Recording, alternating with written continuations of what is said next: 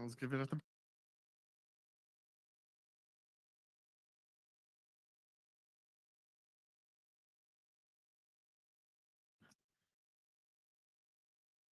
Good evening, everyone. Are we live? Recording stopped. Recording in progress. Now we're live. Okay. Thank you very much. Good evening, everyone here in chambers tonight and online. It is Wednesday, April 16th, 2025. The regular meeting of the Pacific Grove City Council at 6:01, I believe. We're here at 300 Forest Avenue in Pacific Grove, California. And I'm calling this meeting to order. And as we call the meeting to order, I will lead us in the Pledge of Allegiance. So please join me. Flag of the United States of America, and to the republic for which it stands, one nation, under God, indivisible, with liberty and justice for all. Thank you very much, everyone. And now at this time, I'm going to ask for a motion to approve the agenda, but I've been notified by staff that there's more work that is needed on the archaeological protocol item, which is item 12C. And so that item will be pulled and brought back at a future date. So I'm looking for a motion to approve the agenda without that item in the agenda. So moved. I have a motion by Garfield, second by Emilio. Any discussion? Seeing none, we'll take a voice vote. All in favor, say aye. Aye. Any opposed? Passes unanimously, 601. And now we'll move on to presentations. And I do have a presentation tonight. This is the Arbor Day presentation. And I believe someone's going to meet me out. Oh, Joyce. Okay. And let's see if I can get a microphone here.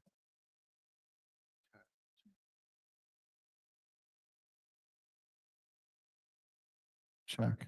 Okay. This one takes about 10 seconds to warm up, so which is fine.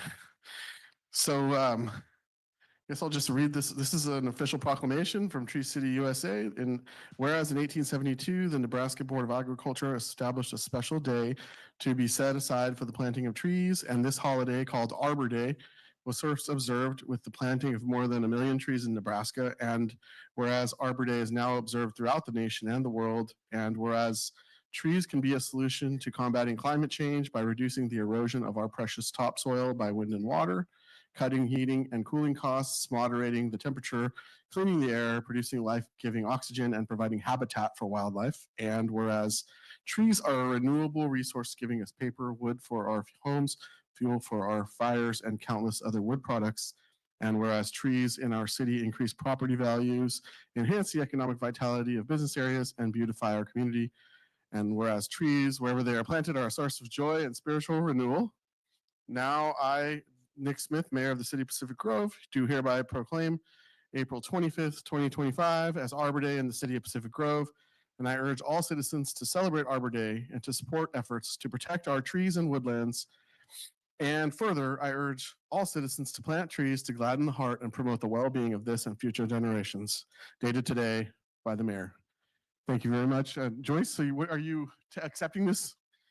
Okay, this is Joyce. She's accepting this from our staff. Yes, If I can. absolutely. I'd like to take this opportunity. Hi, everybody. My name is Joyce Hallaby, Deputy Public Works Director. I want to take this opportunity to invite the community to our annual Arbor Day community celebration, which will be Sunday, April 27th at 10 a.m.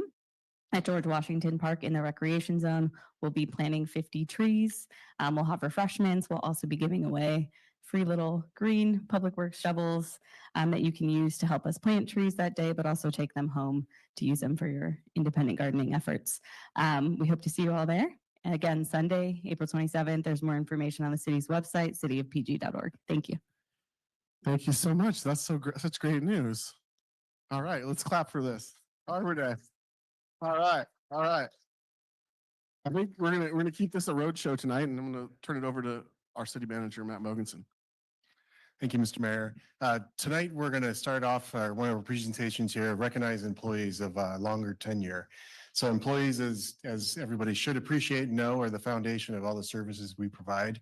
And the longer that they stay with us, and the better. So we're really excited when we get to recognize people who have been here for a little bit of time.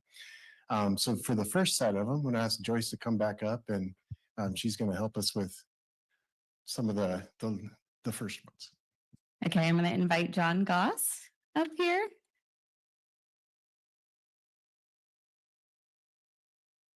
All right. We are proud to honor John Goss for 25 years of dedicated service to the city of Pacific Grove. He began his career with the city in 1999 as a maintenance worker in our Buildings and Grounds Division, where he has proudly served ever since, bringing with him invaluable knowledge and continuity that we are very, very fortunate to have. He is known for his dedication, strong work ethic, and ability to learn very quickly. He's very sharp. These skills earned him a well-deserved promotion to senior maintenance worker, and in that role, he helped attend to the city's very vast portfolio of facilities. And he also took over the full responsibility of managing our city cemetery with professionalism, care, and tact, which is obviously required in that role. Today, he serves as our city's buildings and grounds maintenance supervisor. He leads by example, managing a large skilled team and overseeing, again, a very vast portfolio of city assets. That's every single public building and all of our 22 parks and open spaces, each of which have their very own unique quirks and needs. He responds to issues and work requests submitted by the public and our fellow staff members with impressive speed and professionalism.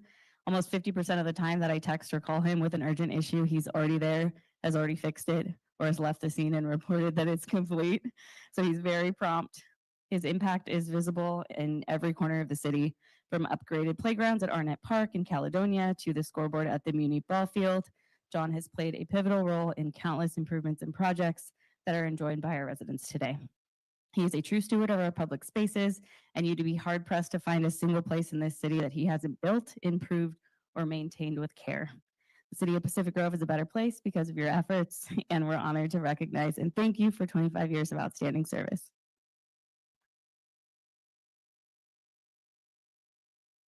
And then I want to invite your family up here really quickly if you guys want to take a quick photo, and then John, if you'd like to say anything. Sure. I just want to say that in 25 years, I've met some very incredible people along the way, worked with some of the best people I've ever had the pleasure of working with. And in my current role, I couldn't do what I do unless I had the best crew that I've ever worked with. So. We're just going to snap a quick picture. Okay, congratulations, John. Congratulations. Thank you. Thank you, Beth.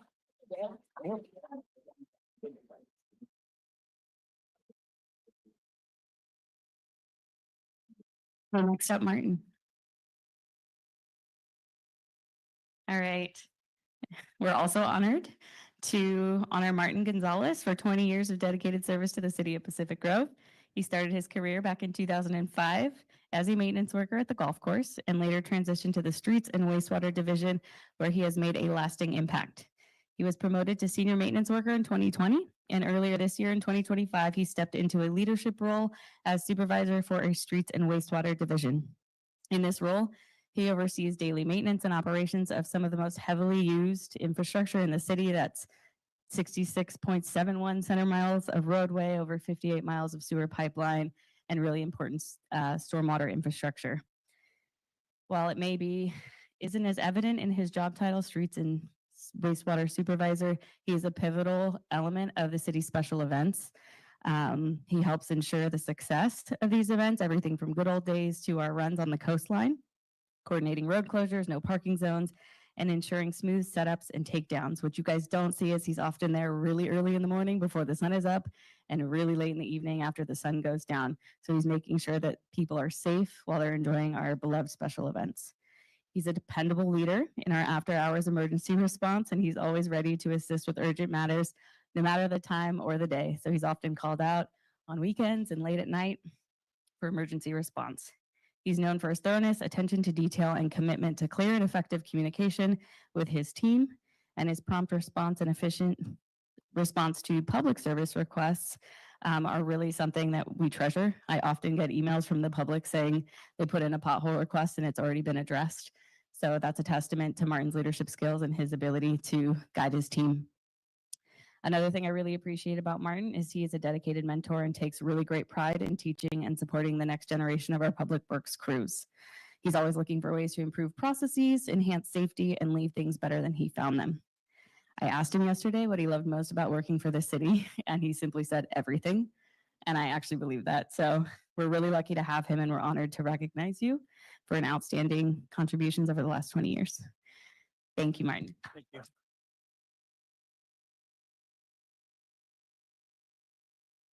Say less. No, I just want to tell you, thank you very much for serving the community. And there's a lot of things that you don't see, and I like to just stay low key. But the things that you don't see, like Joyce said, I'm taken care of in the middle of the night or whenever it needs to be taken care of.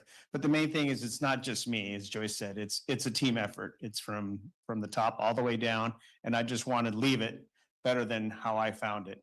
And I appreciate everybody from all staff to John Parks, everybody. It's a community effort. So thank you so much. And do you guys want to come up here? John has his family here as well. We'll take a quick photo.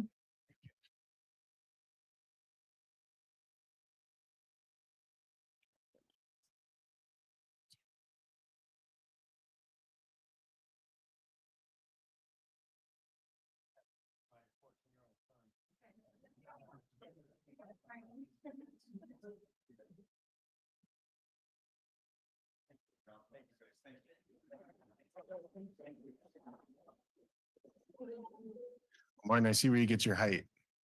Yeah.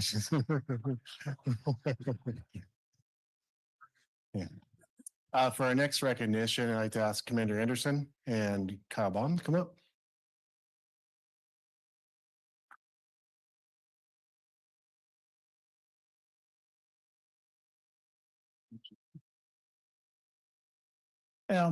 First off, I just want to do a shout out to Public Works on behalf of the police department.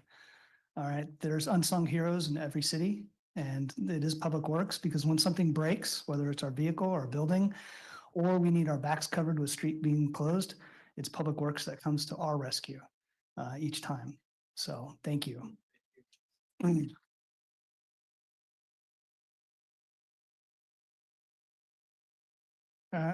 The director's giving me direction. All right. Yeah, boot to boot. All right. Tonight, we would like to recognize Kyle Baum for 5 years of dedicated service with the City of Pacific Grove Police Department. Kyle began his career with us in 2019 as a police officer and found his niche as a police services technician within the records and administrative side of police operations.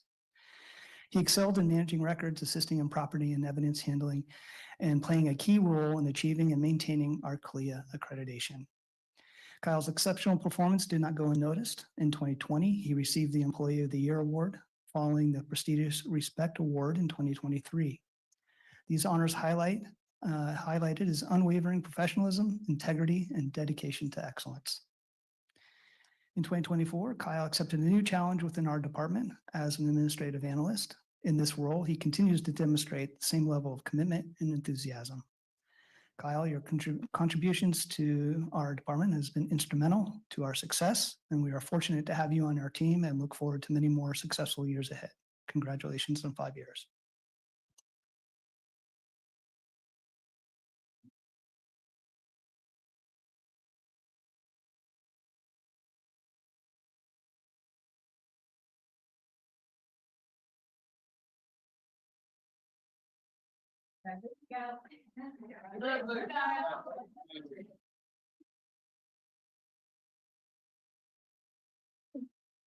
Quickly also just mentioned Chief Day joined them. So thanks for doing a nice presentation. So on to the next one. Stephanie Ariola in our office. She is the management analyst within the city manager's office. So Stephanie is one of those people that they come in and they figure out that they love public service and they stay and they grow. She came in as a recreation sports coordinator back in 2000 before COVID and stuck it out through all the hard times. Eventually was promoted into the city manager's office, and today she's doing one of the hardest jobs we probably have, and that's part-time HR, which is its own specialty altogether, and part-time city clerk's office. And tonight she is the city clerk, if you've noticed. So she's definitely a Swiss Army knife and a huge asset for us. So some of the things that I think that, that she does that I notice every day is she's a go-to resource for everybody. I see her 1 minute with recreation folks, trying to help them figure out how to get schedules together and get the next moment you're helping the hires, all the staffing they have to for the summer. Then you're running HR stuff and you're all over the place. And we're really lucky to have you and thankful you're here. So congratulations on your 5 years.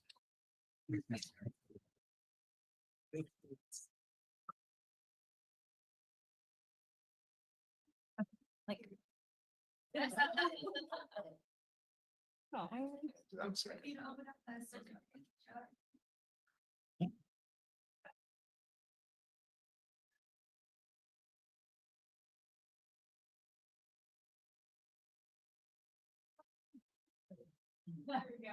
Getting closer there. There we go. Perfect. Congratulations.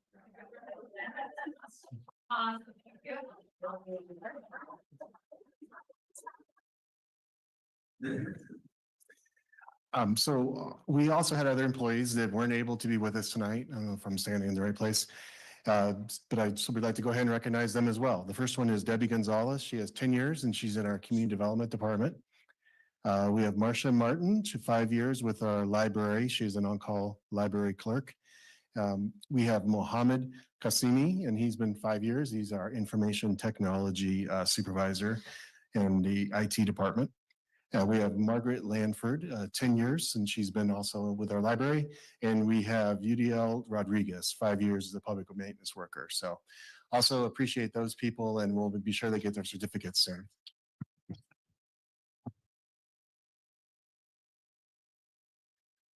All right. Well, that was great. Keep the positive momentum going tonight for the rest of the night here. Council and staff announcements. So go ahead and recognize council members that have announcements at this time. Councilmember Garfield. Thank you, Your Honor. I'm holding a card from the museum about an upcoming exhibit that will run from May 2nd to June 15th. It's illustrating nature. And this is showing the artwork of the students that are in CSUMB's Science Illustration Program. They are truly wonderful artists, and the work that they do is worth going to take a look at. So sometime during May, wander yourself over to the museum and enjoy a truly wonderful exhibit. Thank you very much. Any other council members wish to make an announcement? Councilmember Rao? Thank you, Your Honor. Two things. One, along with council members Walking Stick and McDonald, we have spent 2 different days going through tours of our city assets. And I'd like to thank Public Works and all of the people that were super welcoming to us, and the pride that everybody has in their job and how they fulfill their tasks was really inspiring. So I wanted to say thank you for that. And it certainly gave me a different perspective on what the consultant said in the staff report, that we're a little town trying to do big town things. So that is absolutely for sure. So I did want to say thank you for that. I think that's it. Thank you. Any other council members wishing to staff, go ahead, staff announcements? Thank you, Mr. Mayor. Right before I kick it over here to Joyce Hallaby to give some announcements, I have one augmentation to the presentation. We just did that. So Sandra Kendall, our permanent city clerk, has also been here 10 years. So if we don't take a quick moment to recognize her, we're going to be in a lot of trouble tomorrow. So do you want to say she is definitely a key piece to our entire operation every single day. So thank you to Sandra. I'm not sure if she's watching, but we will get you your certificate, and thank you. Hey.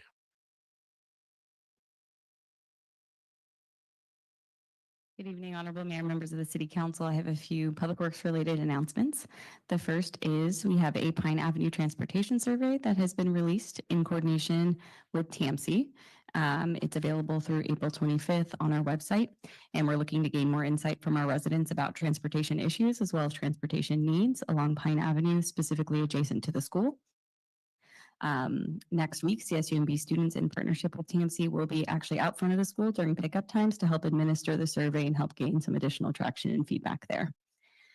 We will be hosting a climate action and adaptation plan community meeting tomorrow at 6 p.m. in the community center. This meeting is going to be an interactive session to learn more about climate challenges, provide the community with an opportunity to share ideas, and help create strategies to reduce emissions and make a greener Pacific Grove.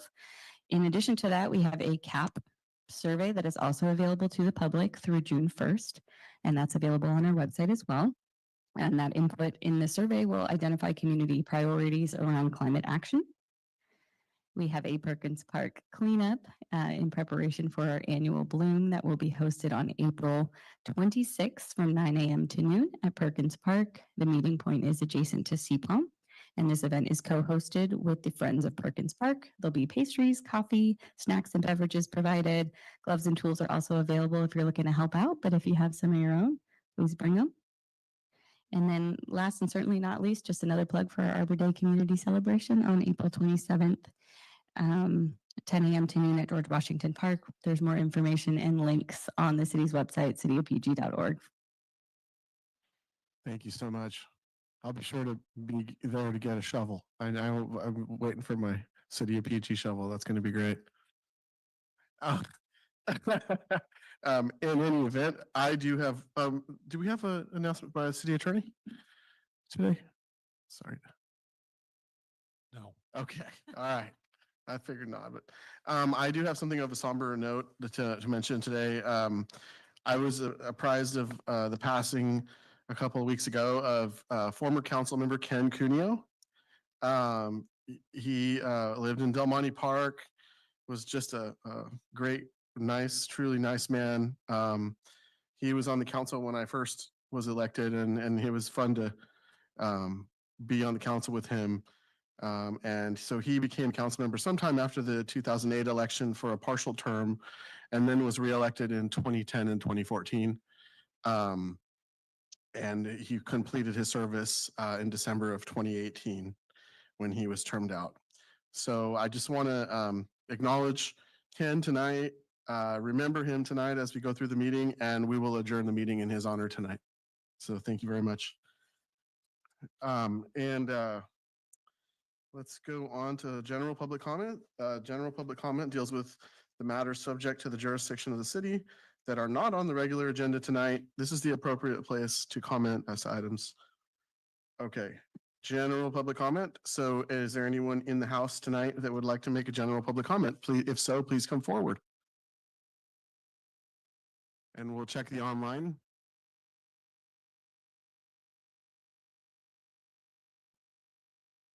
Okay, go ahead with those. Caller with the last three numbers, 903.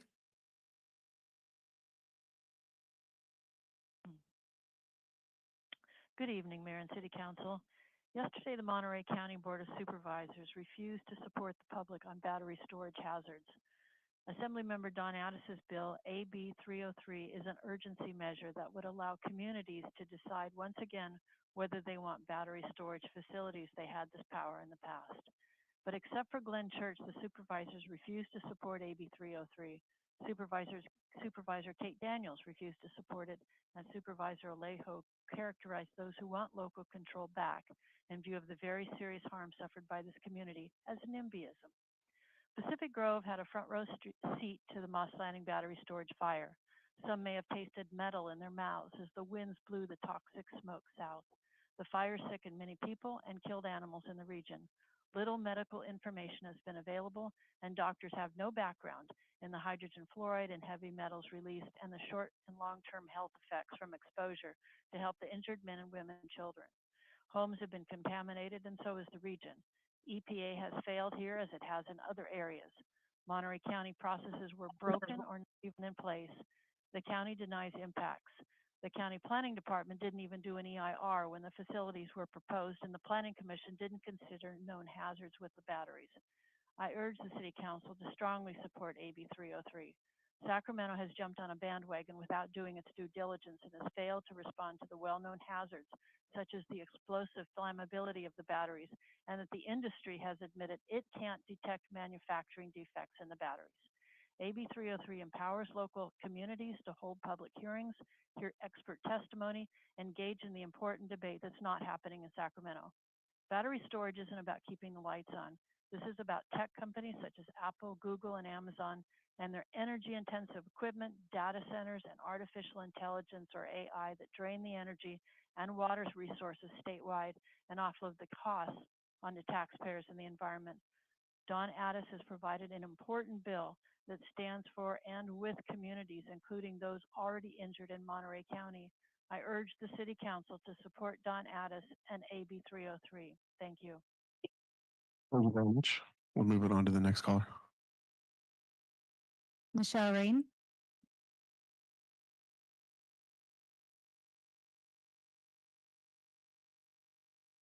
Michelle Rain. Forgot to unmute. The pupping season is in full swing now, and there are over 50 births.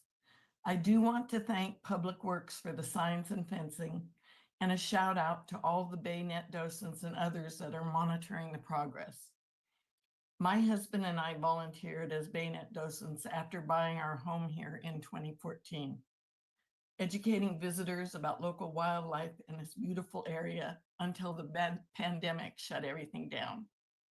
My husband still conducts daily seal counts and observed weed whacking that had been done at the Hopkins Overlook on March 25th or 26th. This kind of loud noise can flush the seals, and there were many pregnant seals.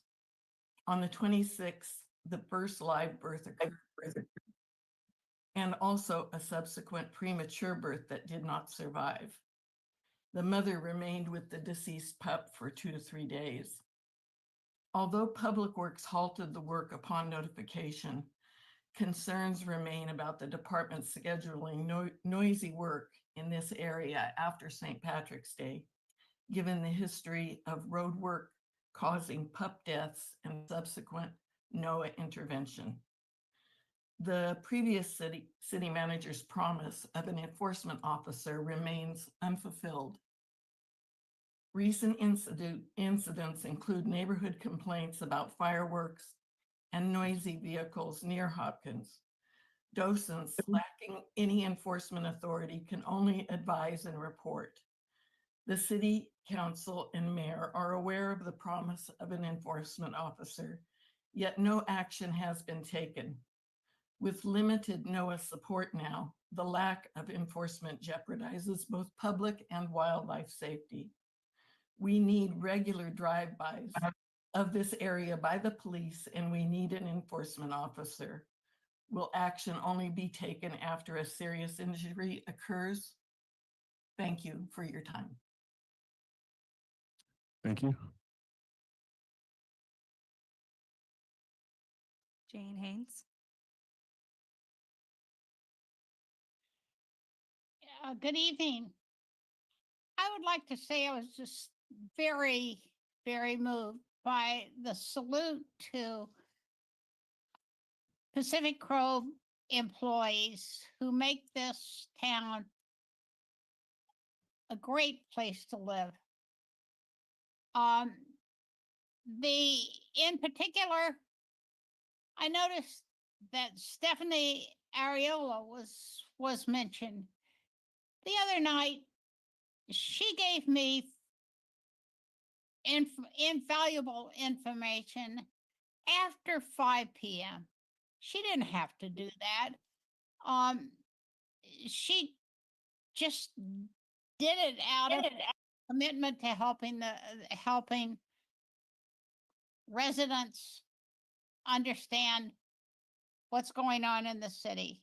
So I feel the same way about the Public Works employees who keep the Lovers Point Park so incredibly beautifully maintained. I live right across the street from it. I see it many times a day, and it is just perfectly maintained. So anyway, I just want to add my appreciation for the employees of Pacific Grove who are going beyond the call of duty to help residents appreciate the beauty of this area. Thank you.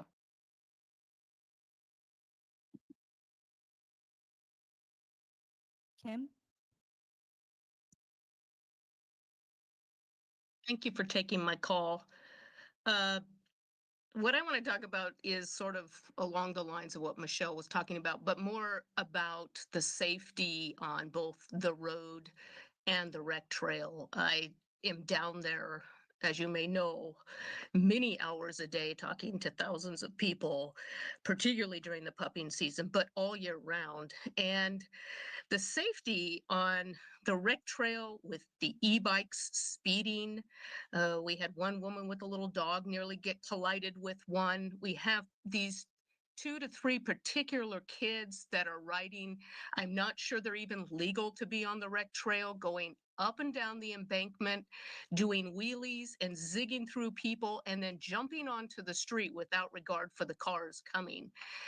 We've called the cops multiple times on these kids, but unless somebody is actually down there, they're not going to be able to catch them.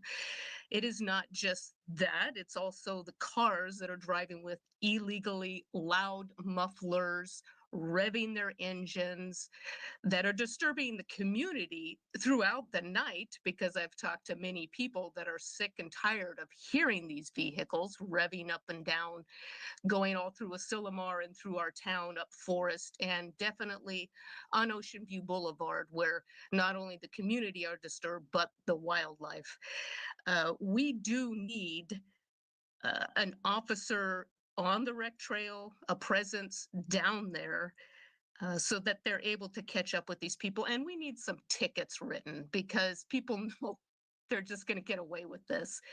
And just recently, of course, the fireworks that went off, 5 of them, and some of those nearly hit 2 people. And that's very dangerous. It may not just be the people, they may be throwing them. We heard possibly at some wildlife. I don't know about that, but I do know that they landed near 2 people. And so it is time for an officer presence on the rec trail, either be on bikes. It is time for a wildlife officer that we were supposed to get a couple of years ago.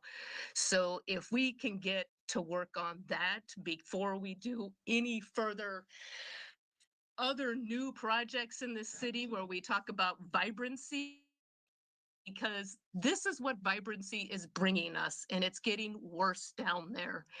And it'd be nice for you guys to visit the rec trail on a weekend, particularly when it's really crazy. But in reality, a lot of this is happening throughout the week. So we'd appreciate, any help we can get down there. So thank you. Thank you.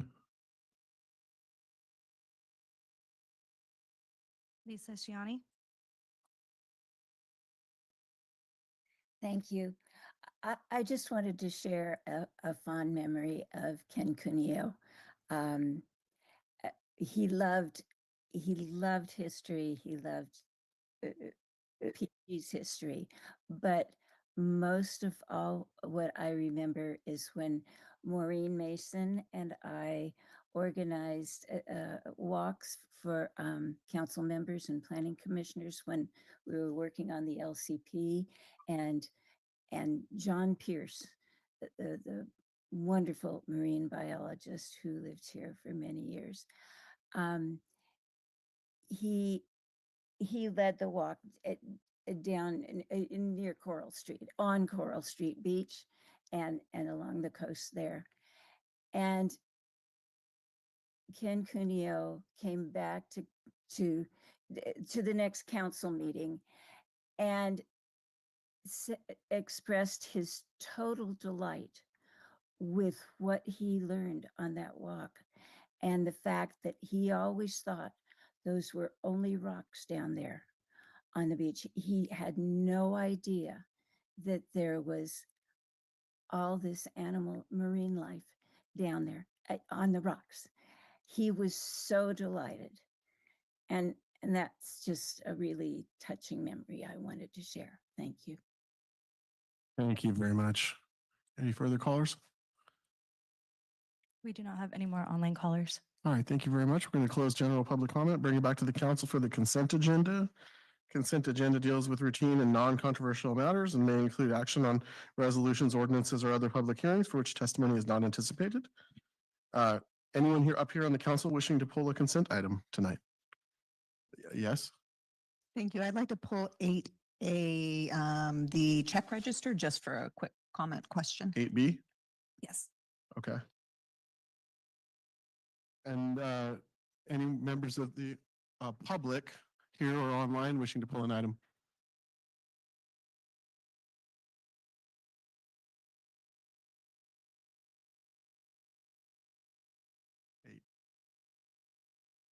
Anyone wishing to pull an item? Okay. Okay, so I'll take 8B has been pulled. It'll be heard directly after the consent vote. I'll entertain a motion to approve consent absent 8B. The motion on that. Okay, we have Emilio, second by Rao. Voice vote on this. All in favor, say aye. Aye. Aye. Any opposed? Hearing none, passes 601. And we will go to item 8A, check register. And I will recognize my colleague, Councilmember McDonald. 8B, just in case you knew better. So yeah, I just wanted to, going through it, I noticed, and I think we've talked about this before, but the library charged, I think it was $20,000 for the PG&E bill. And so I think we had talked in the past, there might even have been a subcommittee about the possibility of looking into ways to reduce costs for energy. So I don't know if we know like, is that a normal bill for them? Was it a one-off because of a certain event? But it's just something that would be great to explore, because as we're looking at budget issues, any ways that we can look at for cost cutting would be great. If there's a way we could, identify maybe something that's using extra power or a change in lighting or something that might help. Oh, sorry. Yeah, I printed it and there we go. It was page 45 in the agenda. I think it was either 320 or 321. It was probably 320 because it's a line right above where it says 321, but I don't have the dates above it because it's 14. Oh, 314. Thank you.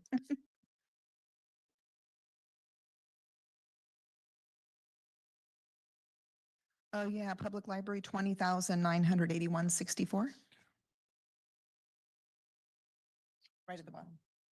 So Councilmember, so your request though is that we look at that closer and see if there's a way we can save some down money there. on that. Yeah, okay, I see Yeah. that down there. Yeah, we'll have to, you know what, we can take a look at that bill and get back to you on that. I don't know the details behind that, because sometimes with PG&E, they may charge us for multiple months. So I'll have to kind of Okay. just take a look at that. What I'll do is let me look in the details on that after the meeting, and then I'll let Matt know to just get back to you. Okay, great. Thank you. Yeah. Thank you very much. And seeing as this is a report item, we'll go ahead and move on to item 11A. And that is the housing element, affirmatively further fair housing review. And this has listed as Mr. Biggs, but it appears it'll be Mr. Campbell. Okay.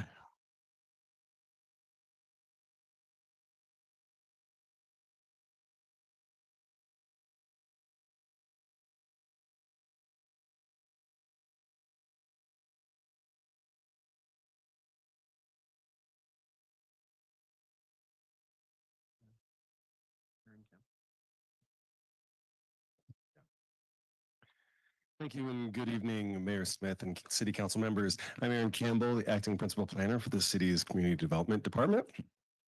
We have before you this evening the review of the draft housing elements, tongue twister here, affirmatively furthering fair housing program, also known as Housing Mobility Program.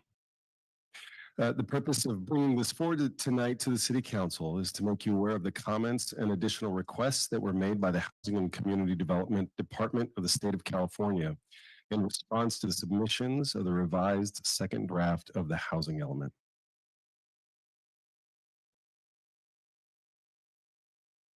The purpose of this housing mobility program is to provide and encourage housing opportunities for low income and extremely low income households, plus households or populations having special needs.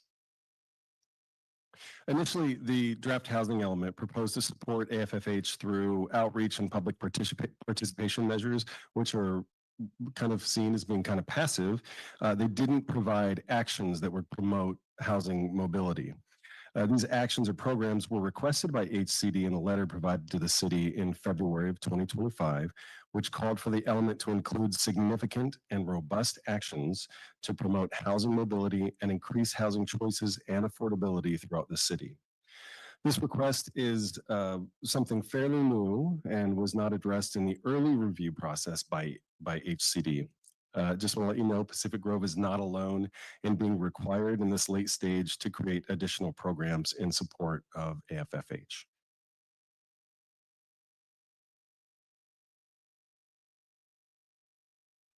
We provided a copy of the draft program, which includes 5 methods to encourage affordable housing and housing mobility. They include the maintenance of a list of potential sites for affordable housing, along with potential sources for affordable housing. This can be seen as a subset of our housing opportunity sites, as these sites would really be designated for, or well, aligned for affordable housing, 100% affordable housing projects. Number 2 is the development of a home sharing program. This would provide opportunities for people with extra rooms in their home to both provide affordable housing and supplement their own housing expenditures. Number 3, development of residential standards for religious facilities.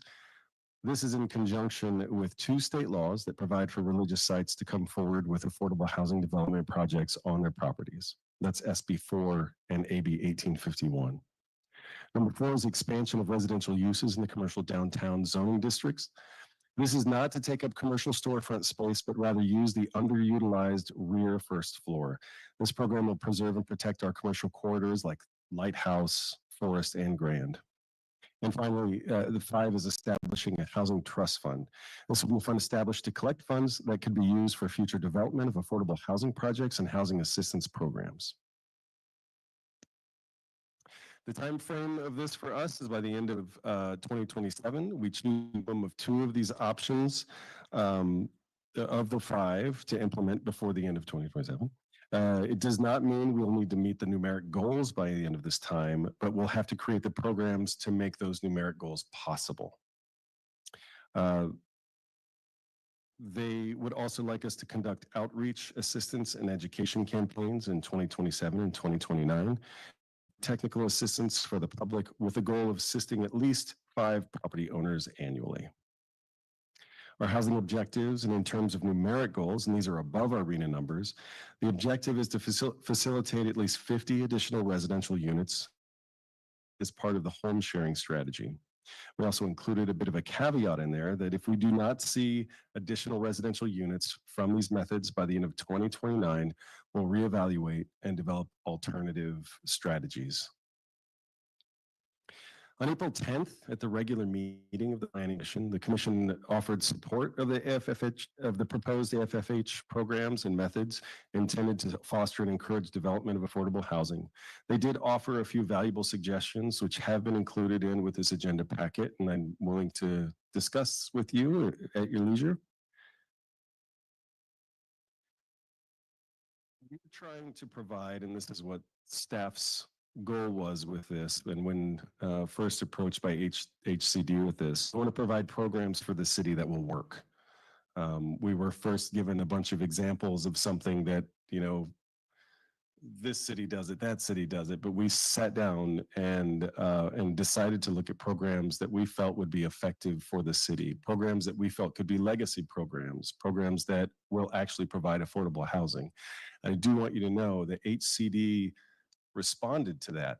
The fact that when we met with them twice, and on the second meeting, when we told them what we were planning to do and the programs that we were looking for, they were more impressed with the fact that we actually spent time to think about it and to think about how those programs would directly be beneficial to the city. So the review of this program by the City Council is intended to solicit feedback before returning to the Planning Commission and, again, the City Council with a final draft of the housing element. So we'll have at least one more opportunity to review the language of this program along with the entire housing element. We also believe that approval of these AFFH methods will go a long way towards getting our housing element certified by the state. I'm here for any questions you might have. Thank you. Thank you. We're going to go ahead and take it out to the public for public comment on this item. Anyone in chambers wish to come, please come forward on the housing element update. If not, we'll go to Christy Thomas. Hi, I was reading the letters, and I guess I just don't understand how these consultants are still getting paid when we're 2 years into this and still being asked for revisions. And as far as I know, they're going to continue to get paid. And they assured us that we would get certified. And I don't mean any disrespect to Mr. Biggs. I'm so happy he's here helping because, you know, I'm sure he's aware that this is the second consultant we went through, thanks to the former Miss Anastasia Wyatt, whatever her title was. But I just don't see where the accountability and who's watching all the money, because to me, the hundreds of thousands that we're squandering on these consultants and we still don't even have an accurate plan to turn in. How's there going to be, when you talk about a trust, where is this money supposed to come from after paying all of this? And we don't even have anything left to even partner if there was a nonprofit to want to partner with us. And then, you know, talking about these other plans, and by 2027 and SB, whatever, you know, I went to every single housing thing, even one at the church that was talking about this with another organization and stuff. But again, this is going to come around again. And there's not like we're going to be growing land here. So, you know, at one point, is there any accountability to what we're paying these consultants? And again, you can't just grow land. And if you also, a lot of the things that they had put out, you know, that the town said either it's sacred land or it's sacred, or what is it, endangered species. So I just don't see anything being done, and the money keeps going out, paying these consultants with absolutely nothing to show for it, and no plan to partner with a nonprofit builder. So that's my comment. Thank you. Thank you.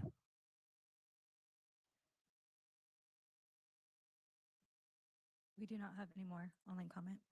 All right, we'll close public comment and bring it back to the council for questions on this and general input. This is scheduled for a review, so we're just taking a look at this program, draft program 10. One, I just throw something out. I think we are trying to move this forward. I think that HCD has really pushed very, very hard, and they kind of come at things late, and they bring up things, and then you kind of have to adjust to that. So I think our special, you know, Mr. Biggs, Mr. Campbell are working very hard to try to keep up and do the things that are needed to be done to get this across the finish line. But I'll recognize my colleagues at this point. Councilmember Warfield. Thank you, Your Honor.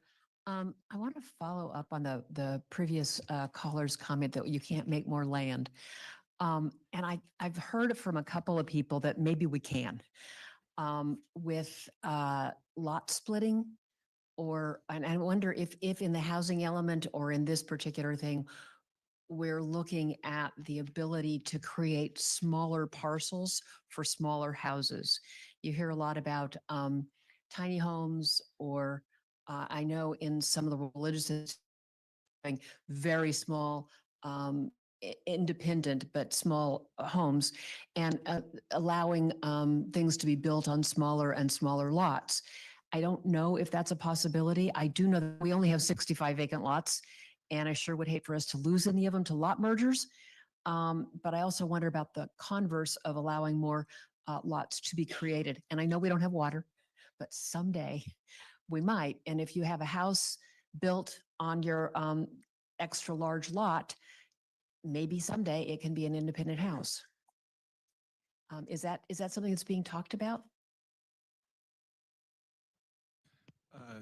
Through the mayor, No? council member, well, we actually are looking more at densities, increasing densities as opposed to decreasing size of lots. So we're able to look at, especially in different zones, and we are rezoning some of these areas as part of this housing element to increase our multifamily densities. And in this point, so no, the answer is we're not looking into creating smaller lots for, I guess, those tiny homes or those not just tiny homes, but you have park communities and things like that. There are really fantastic ideas, but it wasn't. I will have to say, I don't know if it was brought up in the beginning of this housing element, and I don't know all of the alternatives that went through because I'm more coming in toward the end of it. But presently, it's not smaller lots. However, I will say that the state does have some laws that will allow lot splits, but they are limited to the size, I believe, of the minimum sizing of the municipality. And we do have, if there's a legal question there with some of that, Mary Wagner's online if she wants to answer any of those questions. Thank you for that information. Ms. Wagner, do you have any input on that? No, I concur with Mr. Campbell. I mean, there is SB 9, which does allow you to take a single-family residential dwelling parcel, a single-family residentially zoned parcel, split it into two if it meets certain criteria, and then build two primary dwelling units on each of those parcel from the lot split. So it's essentially you're able to take a single-family residential parcel and develop it with 4 units. So that certainly is something that if in fact parcels developed that way, the city can take credit for them in the housing element, but it's not a program that's included in the housing element. It's just, existing state law. There are a number of other ones, SB 684, for example, where you can take a 5-acre multifamily zoned site and develop it with 10 units or less under a ministerial process. Those are a couple of examples of things that are out there that, while we, again, can take advantage of them if units are produced that way, they're not particular programs in the housing element. Thank you very much. Any other additional comments from the council? Councilmember McDonald? Thank you. Yeah, and I just wanted to say I appreciate some questions I had sent to the city manager and getting back because I was kind of looking at what are the things that are most realistic for Pacific Grove. So the good news I got out of that is it seems like several of the churches seem interested in doing this. It's something the state is now allowing. So that seems like a potentially good alternative for talking about kind of creating new land. It would be a way to kind of capture land that is not currently available for that use. So I think that that's a great idea. So I like that we're thinking in this direction and being on the right track. And my other question had kind of been, and I think you may have answered it, doing whatever it takes to get our housing element certified, because I know I've heard HCD keeps coming more things and more things when we think we're done. So I'm hoping that this will kind of be a way to address actual ways to make a change. And I think the idea of looking at the lot splitting would be a good one too. I'm understanding, thank you, Ms. Wagner, for clarifying that it's not part of the element, but we would still get credit for that because that may be another good way. Maybe somebody who has a lot of land has room for an additional property that goes beyond an ADU. So I think these are all great ways and we're on the right track for looking at ways to not only meet our housing obligation with the state, but to provide opportunities for people to better afford to live and enjoy the wonders of Pacific Grove. Thank you. Councilmember Walking Stick, sorry. Thank you, Your Honor. First of all, thank you and good job on pivoting when kind of confronted with the updated requirements for AFFH. I do support all of your suggestions. However, under potential expansion of residential uses in downtown, the focus of putting residences on the ground floor area and the rear of the buildings. The ground floor area, I have concern over that with interfering with the the desire for commercial use on the ground floor. And the rear of the building seems to be less available. So I'm not opposed to residents in the back of the building. It's just that the layout of our particular city, the building, like it's not like in San Francisco or in certain cities where you might have a backyard or an interior of a block area that is undeveloped in communal space. We don't have a back there to develop. So, but I'm very warm on mixed use, and I would hope that we could further extend our view on the downtown area, the central business district, and then the forest business district, and look for opportunities to create new or improve existing business areas and go up. We can go up to the second story, and we can still have the residences over or behind as well, if the opportunity presents itself, and then have our help fill in our business opportunities in those various areas. So I think if we look into or we expand AFFH possibilities into mixed use, I think we could get a lot of traction there. Yeah, I think there's also tremendous opportunities for investment in that, for outside money or nonprofit money to come in to help with that. So anyway, that's my one suggestion. Thank you. Thank you. Councilmember Rao. Thank you. Mr. Campbell,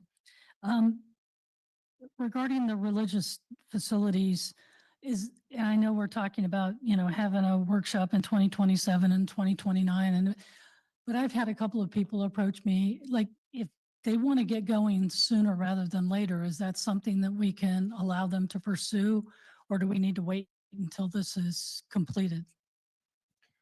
No, those are currently laws that the state law allows that. It's the Yes in God's Backyard laws. And there have been a few that have asked for some assistance in at least talking about the zoning and looking for more opportunities. What this does, and some of the discussions that I've had with some of the church representatives, is the difficulty in the processes and the difficulty in finding financing. What we will be adding as part of this program would be more technical assistance. If we're able to go forward with a housing trust fund, we can use some of that monies for these kind of programs so that they can assist those religious facilities as we try to expand our housing mobility. But yes, to answer your question, they can move forward right now. There are just some challenges that they do face. Thank you. Thank you very much. So it appears that we are just going to receive this report. Where does it go from here?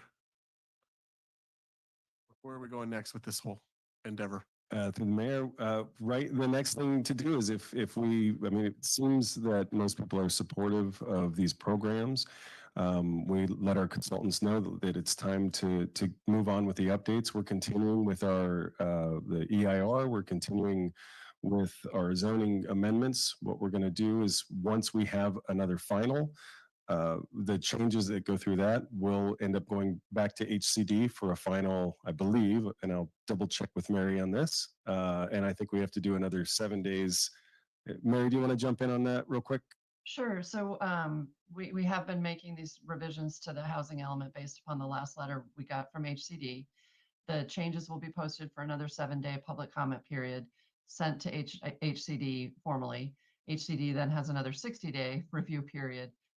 We're hoping, and I've found as we get closer to the finish line with HCD, sometimes those reviews can be turned around more quickly, but we will be going back through another round of comments with the goal, and I think it's a very realistic goal, of obtaining conditional certification. And the condition would be adoption of the housing element. So we would go back through the Planning Commission for public hearings and then come back to the council for adoption. And as Mr. Campbell said, we're concurrently also working on the EIR. And so the EIR is going to have to be completed before we bring those items back to you for adoption. And if I may, I do want to say, as Mrs. Wagner had mentioned, we have been in good contact with HCD, and these changes have been through communications and a back and forth. It's seemed to have been a very positive result. So we're hoping for something good here.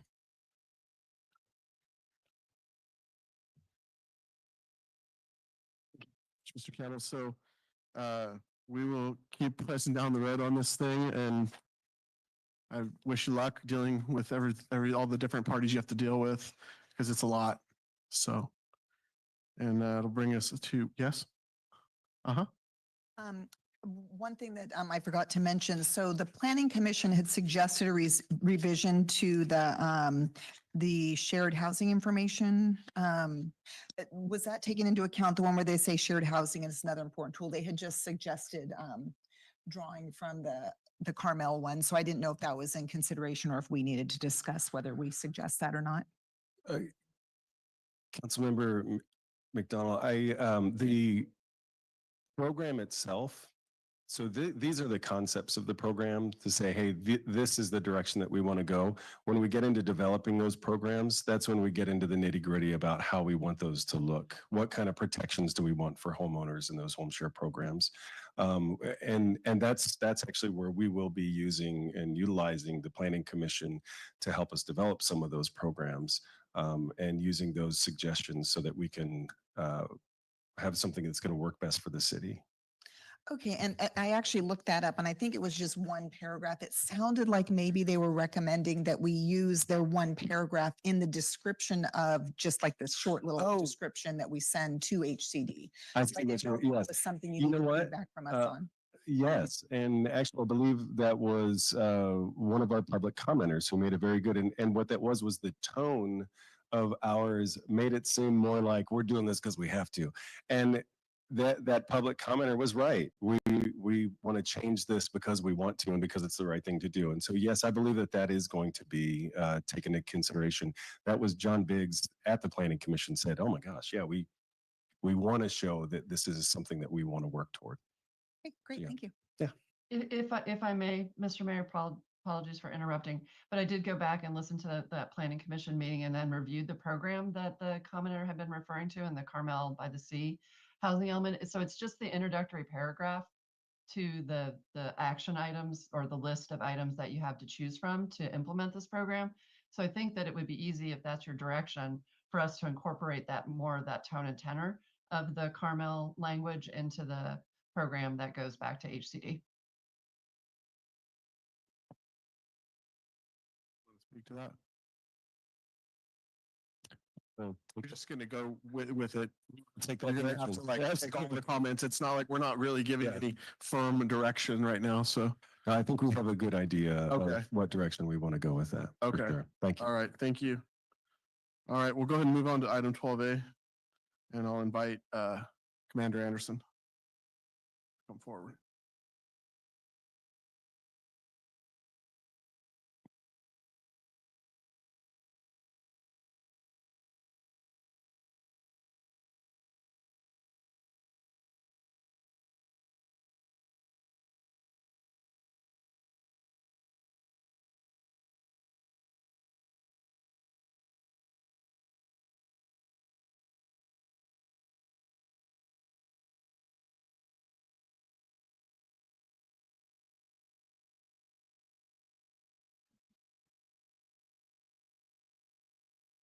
Good evening, Honorable Mayor and council members. Here tonight to report out on the AB 481 military equipment report.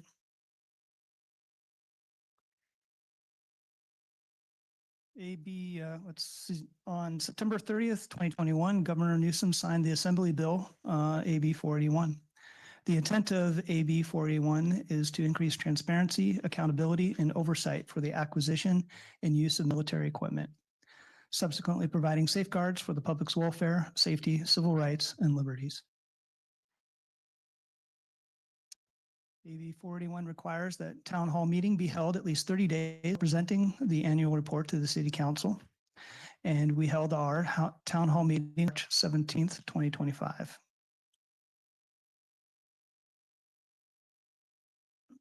The annual report summarizes whether any military equipment used and how it was deployed. It also addresses any complaints or concerns relating to the use of any military equipment.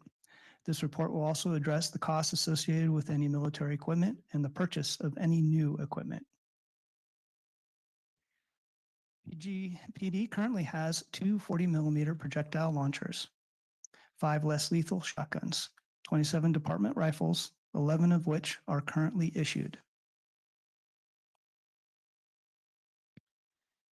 In 2024, PGPD purchased 5 additional of $7,767. This purchase was made to enhance operational capabilities, provide uniformity in training, ensure we have replacements for malfunctioning equipment, and keep pace with technological advances.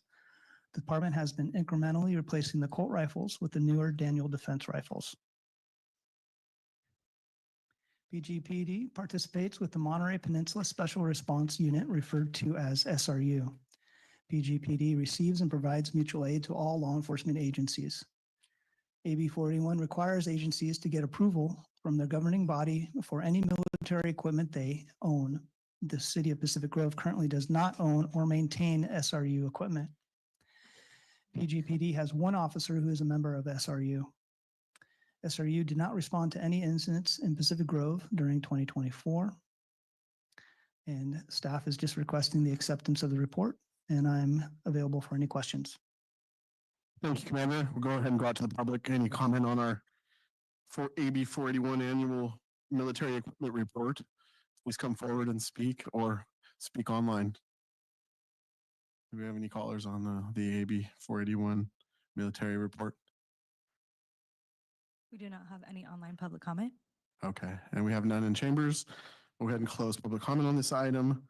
Bring it back to council for receiving the report and any comments, questions for Commander Anderson. Go ahead, Councilmember or Mayor Pro Tem Emilio. This is just what you just said, Mayor. We received the AB 481 annual report, and I appreciate Commander Anderson's presentation. And I recommend we receive the AB 481 report. Thank you, sir. All right, and any other comment? Okay. Any comment, anybody? I just want to thank Commander Anderson for his great work. Thank you very much.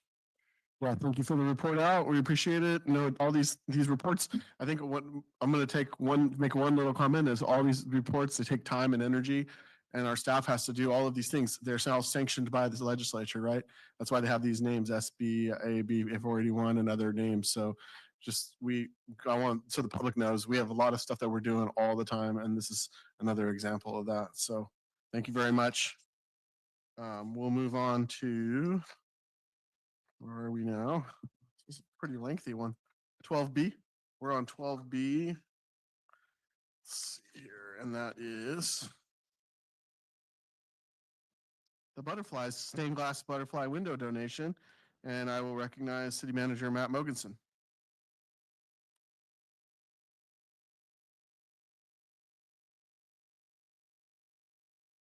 I realize it's a uncommon request at this time, but I'm wondering if we might want to take this next 2 items out of order a bit, because I think we told the applicant it might be a little bit later on the agenda, and I don't believe they're here. Oh, that's fine. No problem. So- We'll go ahead and with the pleasure of the council, we'll go ahead and take, So we took off 12C, so we're at 13A. We'll go ahead and recognize Mr. Marsh at this time. And we'll come back. Yeah. Mr. Marsh, I'm just kidding. And we will await the applicants on item 12B that have given us a lot of information. We want to make sure we hear their application tonight. So at this time, Mr. Marsh.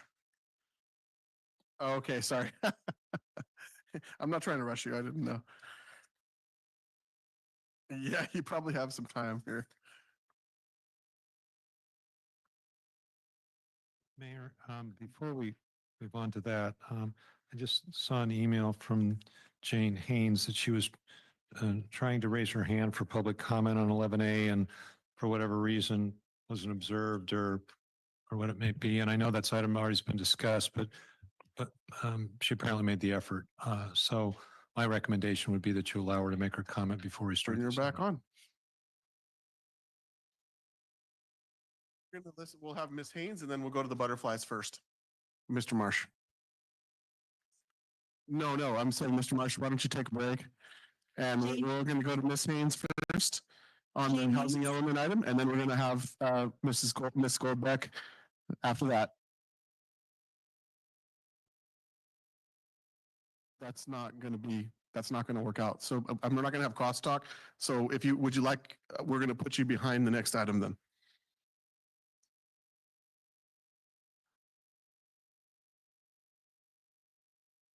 Okay, we're not going to have crosstalk, so we might have to take a break in a minute. If you could just have a seat, please. Can you please have a seat? Can you please have a seat? Can you have a seat, please? We're not going to crosstalk. Okay. All right, we'll go ahead and hear Ms. Haynes now. Jane Haynes.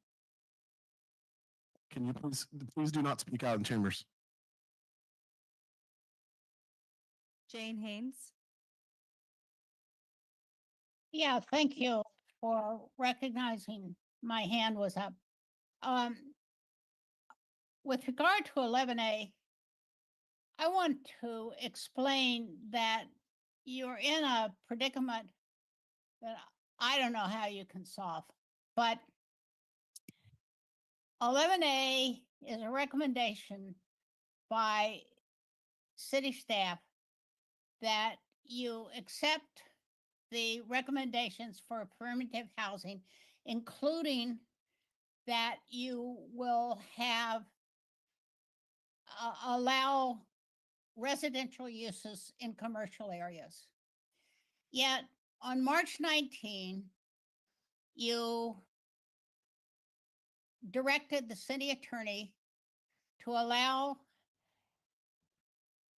noise limits in commercial areas to be raised from 70 to 80 decibels.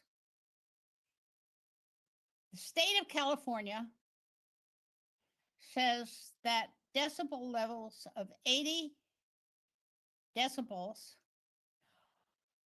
is unacceptable for residential uses. So you are in a dilemma. You've approved, you've directed the city attorney to make that, to propose a new ordinance to allow that, yet you are directing the housing department to go ahead and allow housing residential uses to be in commercial developments. How can you do that when the state of California says that's not allowed? So anyway, I hope that you will take a look at this. I can't make any recommendations for you. I think you are in a terrible predicament.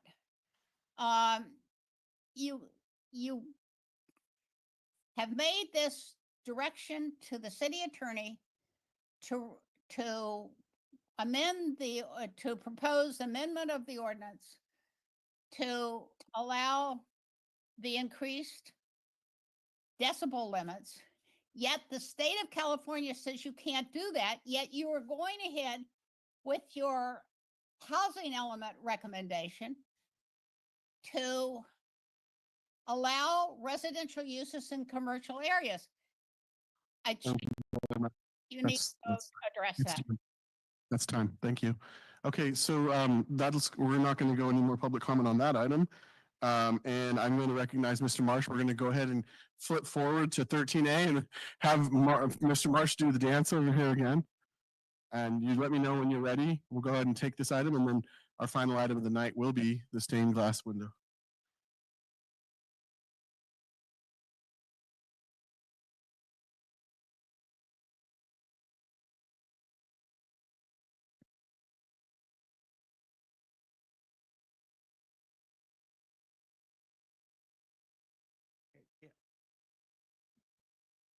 Thank you for your patience. Good evening, Mayor and council members.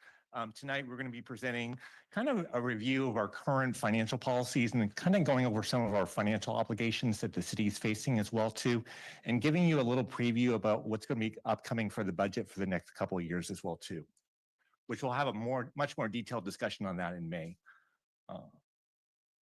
So this kind of, okay, there it goes. This kind of provides kind of an overview of our current policies right now.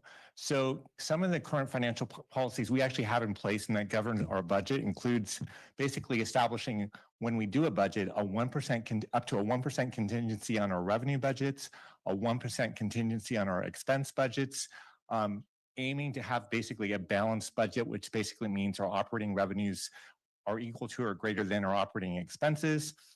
Having a general fund reserve level of at least 35% of budgeted expenditures, and a couple of reserves for our other funds as well too. So the golf fund having 25% of revenues of the golf fund, the sewer fund having at least $500,000, the workers' comp fund having basically reserves of 67% of its liabilities, and liability insurance fund having a reserve of at least $300,000.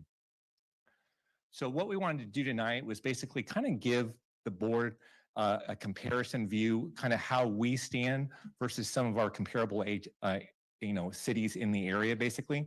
So we first wanted to kind of look at the general fund reserve level. So as you can see, our policy, like we talked about earlier, is 35%. Now, what we did here, we basically showed what our projected ending reserve balance would be at the end of this current fiscal year. For the other cities, what we did was, because we wanted to use their actuals, so we looked at their actuals from the prior year's audit reports. So you can see on average, like I said, our policy is about 35%.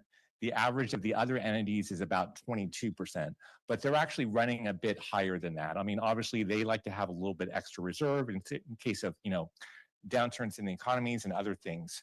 So we're at about 44% right now. That's what we're projecting to be at the end of this year, in comparison to our comparable entities of about 40%. So we're pretty much in line, with our comparable agencies. This is what I wanted to mention. And like I said, this is just a brief discussion on the budget. We'll be talking a lot more on the budget in May, but we are projecting deficits for the next couple of years. As you know, we'll be presenting to the board a proposed 2-year budget when we come in May for the city for the next 2 years. Some of the issues we're kind of facing right now, and it's not unique to us, it's a lot of our surrounding cities are facing this as well too. We're facing basically stagnant or decreasing revenues in most of our categories. One thing that's holding up is property tax that continues to grow at a moderate level. We have to obviously incorporate, we've added a couple of new positions this year, so we have to incorporate the funding for those. PERS continues to go up, so we have to factor in those increased debt service costs on PERS. As you know, we have an MOU that's in place through the end of next fiscal year. So it's a 3% COLA for our employees for that. So that gets factored into the forecast. We've had to account for some additional overtime in the police department.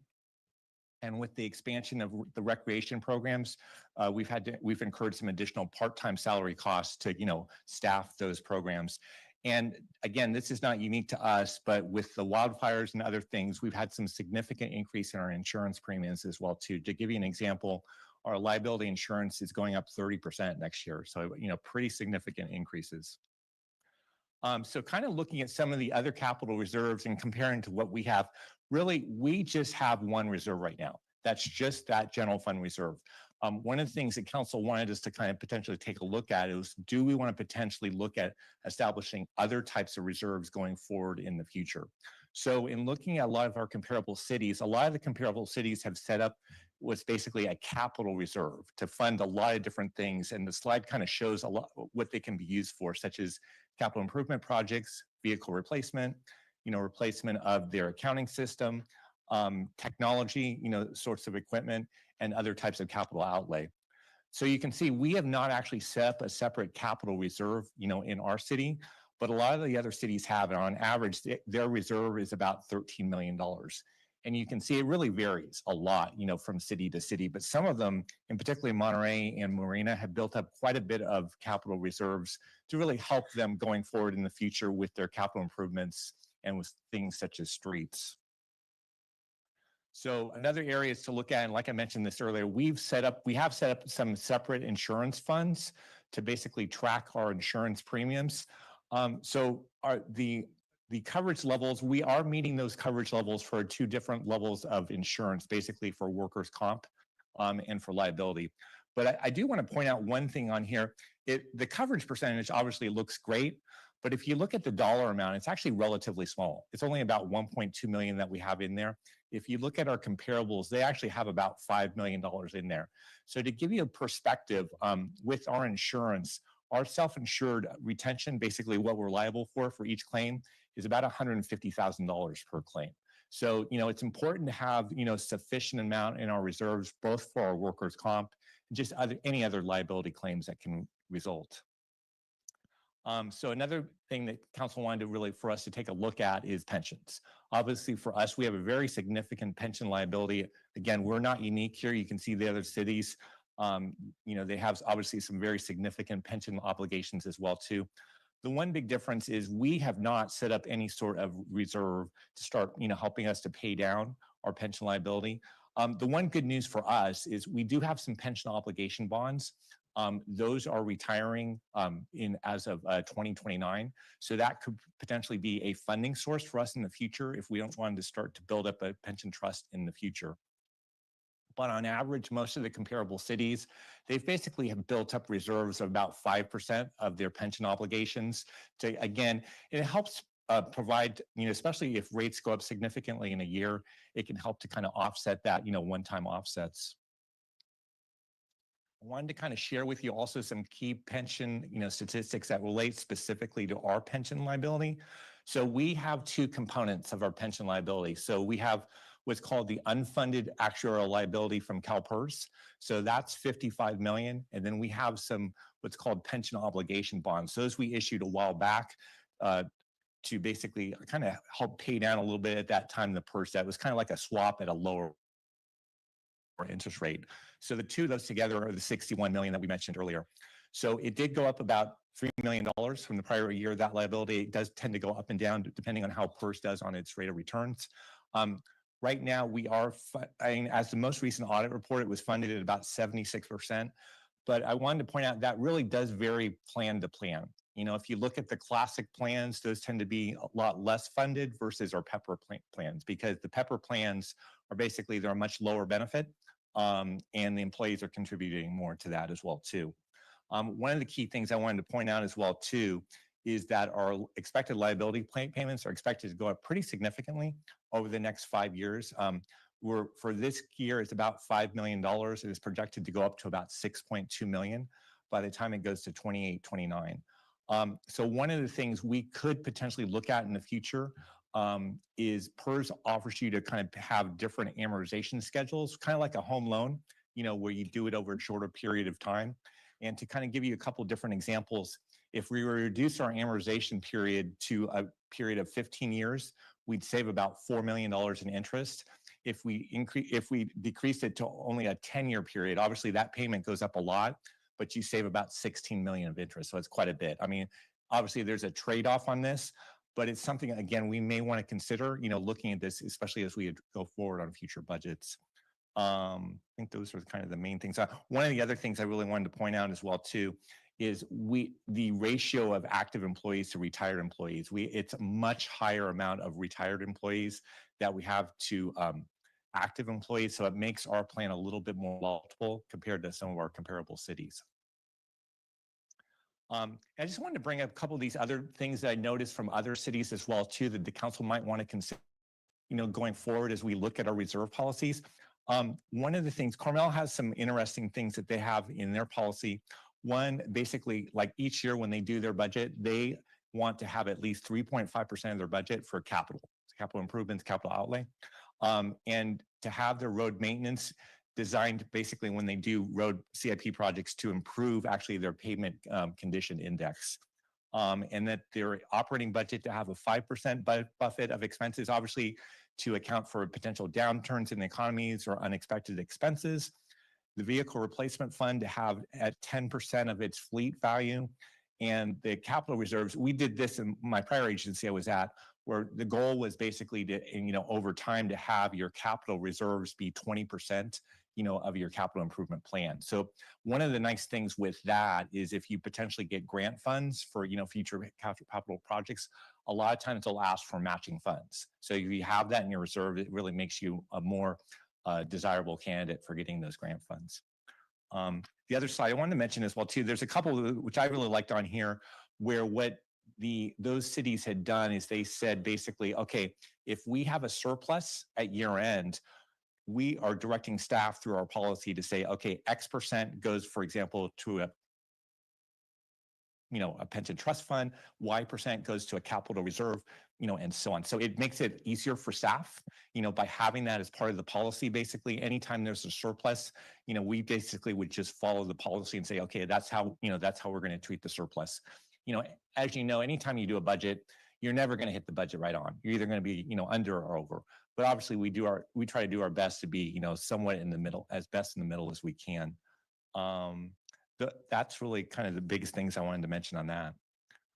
I know that was a lot of information in a relatively short period of time, but basically our recommendation is to receive the report and to get feedback from council regarding potential options to address our current financial obligations and potentially to look at possible establishment of reserves for a pension and other long-term obligations of the city, and potentially a capital or technology and vehicle replacement reserve, or any other reserve that the council might be. The one thing I did want to mention, I didn't want to put up here too, it might be desirable if council wanted us to also have a policy on any year we have a surplus on, how those funds, how the surplus funds should be, used and designated. So, and with Matt, I don't know if you wanted to add anything to that. So.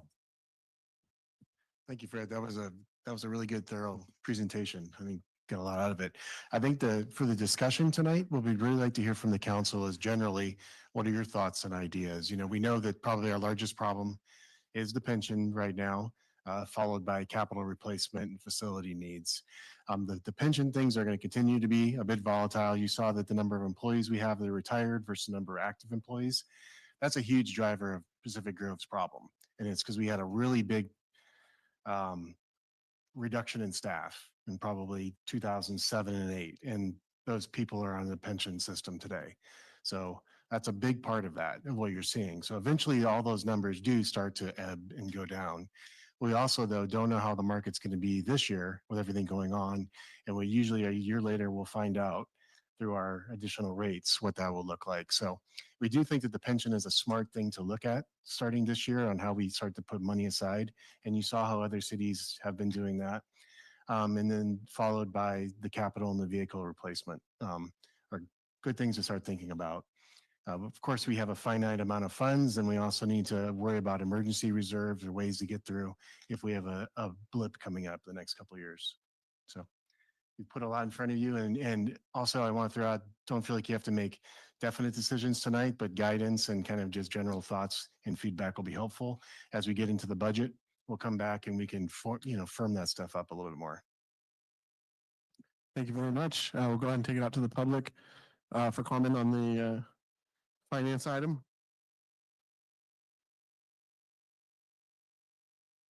Item 13A, financial obligation and reserve policy review. Do we have any commenters on that item? We do not have any public comment online. Okay, seeing no public comment, we'll close the public comment on this item 13A and bring it back to the council for discussion. I will just kind of say a couple things. I think this is really good work. We've kind of isolated it for us down to a couple of major issues that have formed our part of our goals that we just set as well. And so one of them is the pension liability and setting forth funds to address that, which I actually, after tonight's presentation, kind of like have some newer ideas about that. And then and number two, like the two big ticket items, replacement of capital facilities and reserve and assets, city assets, using funds that might be surplusage from the reserves and setting some kind of policy. So those are definitely things I'm very interested in. Also interested in the amortization period issues for PERS. So I'll go ahead and recognize one of my colleagues now, and we can continue to discuss. Mayor Pro Tem Emilio? Yes. Thank you for the presentation. Felt like I was in going through the tunnel, trying to gather as much information going through that lighthouse tunnel. But I'm into the I don't know how much the percentage is, but I'm just giving you some ideas. The liability, putting some of that reserves, and some of the capital improvement projects should be, in my opinion, moved in regards to the pavements, the sidewalks. Capital improvement projects should be another area. To come up with a number, I'm just throwing up some ideas, which I see.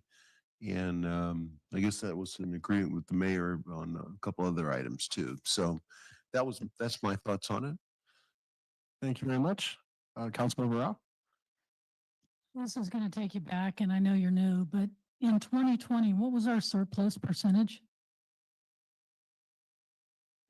You know what, I'd have to, What was our, yeah, our surplus percentage, yeah, I'd Yes. have to look that. I don't have that right available in Okay. front of me. So I can definitely look at that and get back to you on that. that would be great. Yeah, sure. And 'Cause I- just for 2020, is it you? Yeah. want it? Okay. And, sure. and the reason why is I think we're gonna have some economic headwinds coming. And I don't know that they'll be to the extent that it was in 2020, but I wouldn't be surprised, and I think we need to prepare for that. So if we can just see, we know how we came out of 2020. I just want to see where we were going into 2020. So if you could just shoot that, I mean, Absolutely. an email's fine. Yeah, we'll get it to you tomorrow. Absolutely. So, Great. yeah, great. Thank you.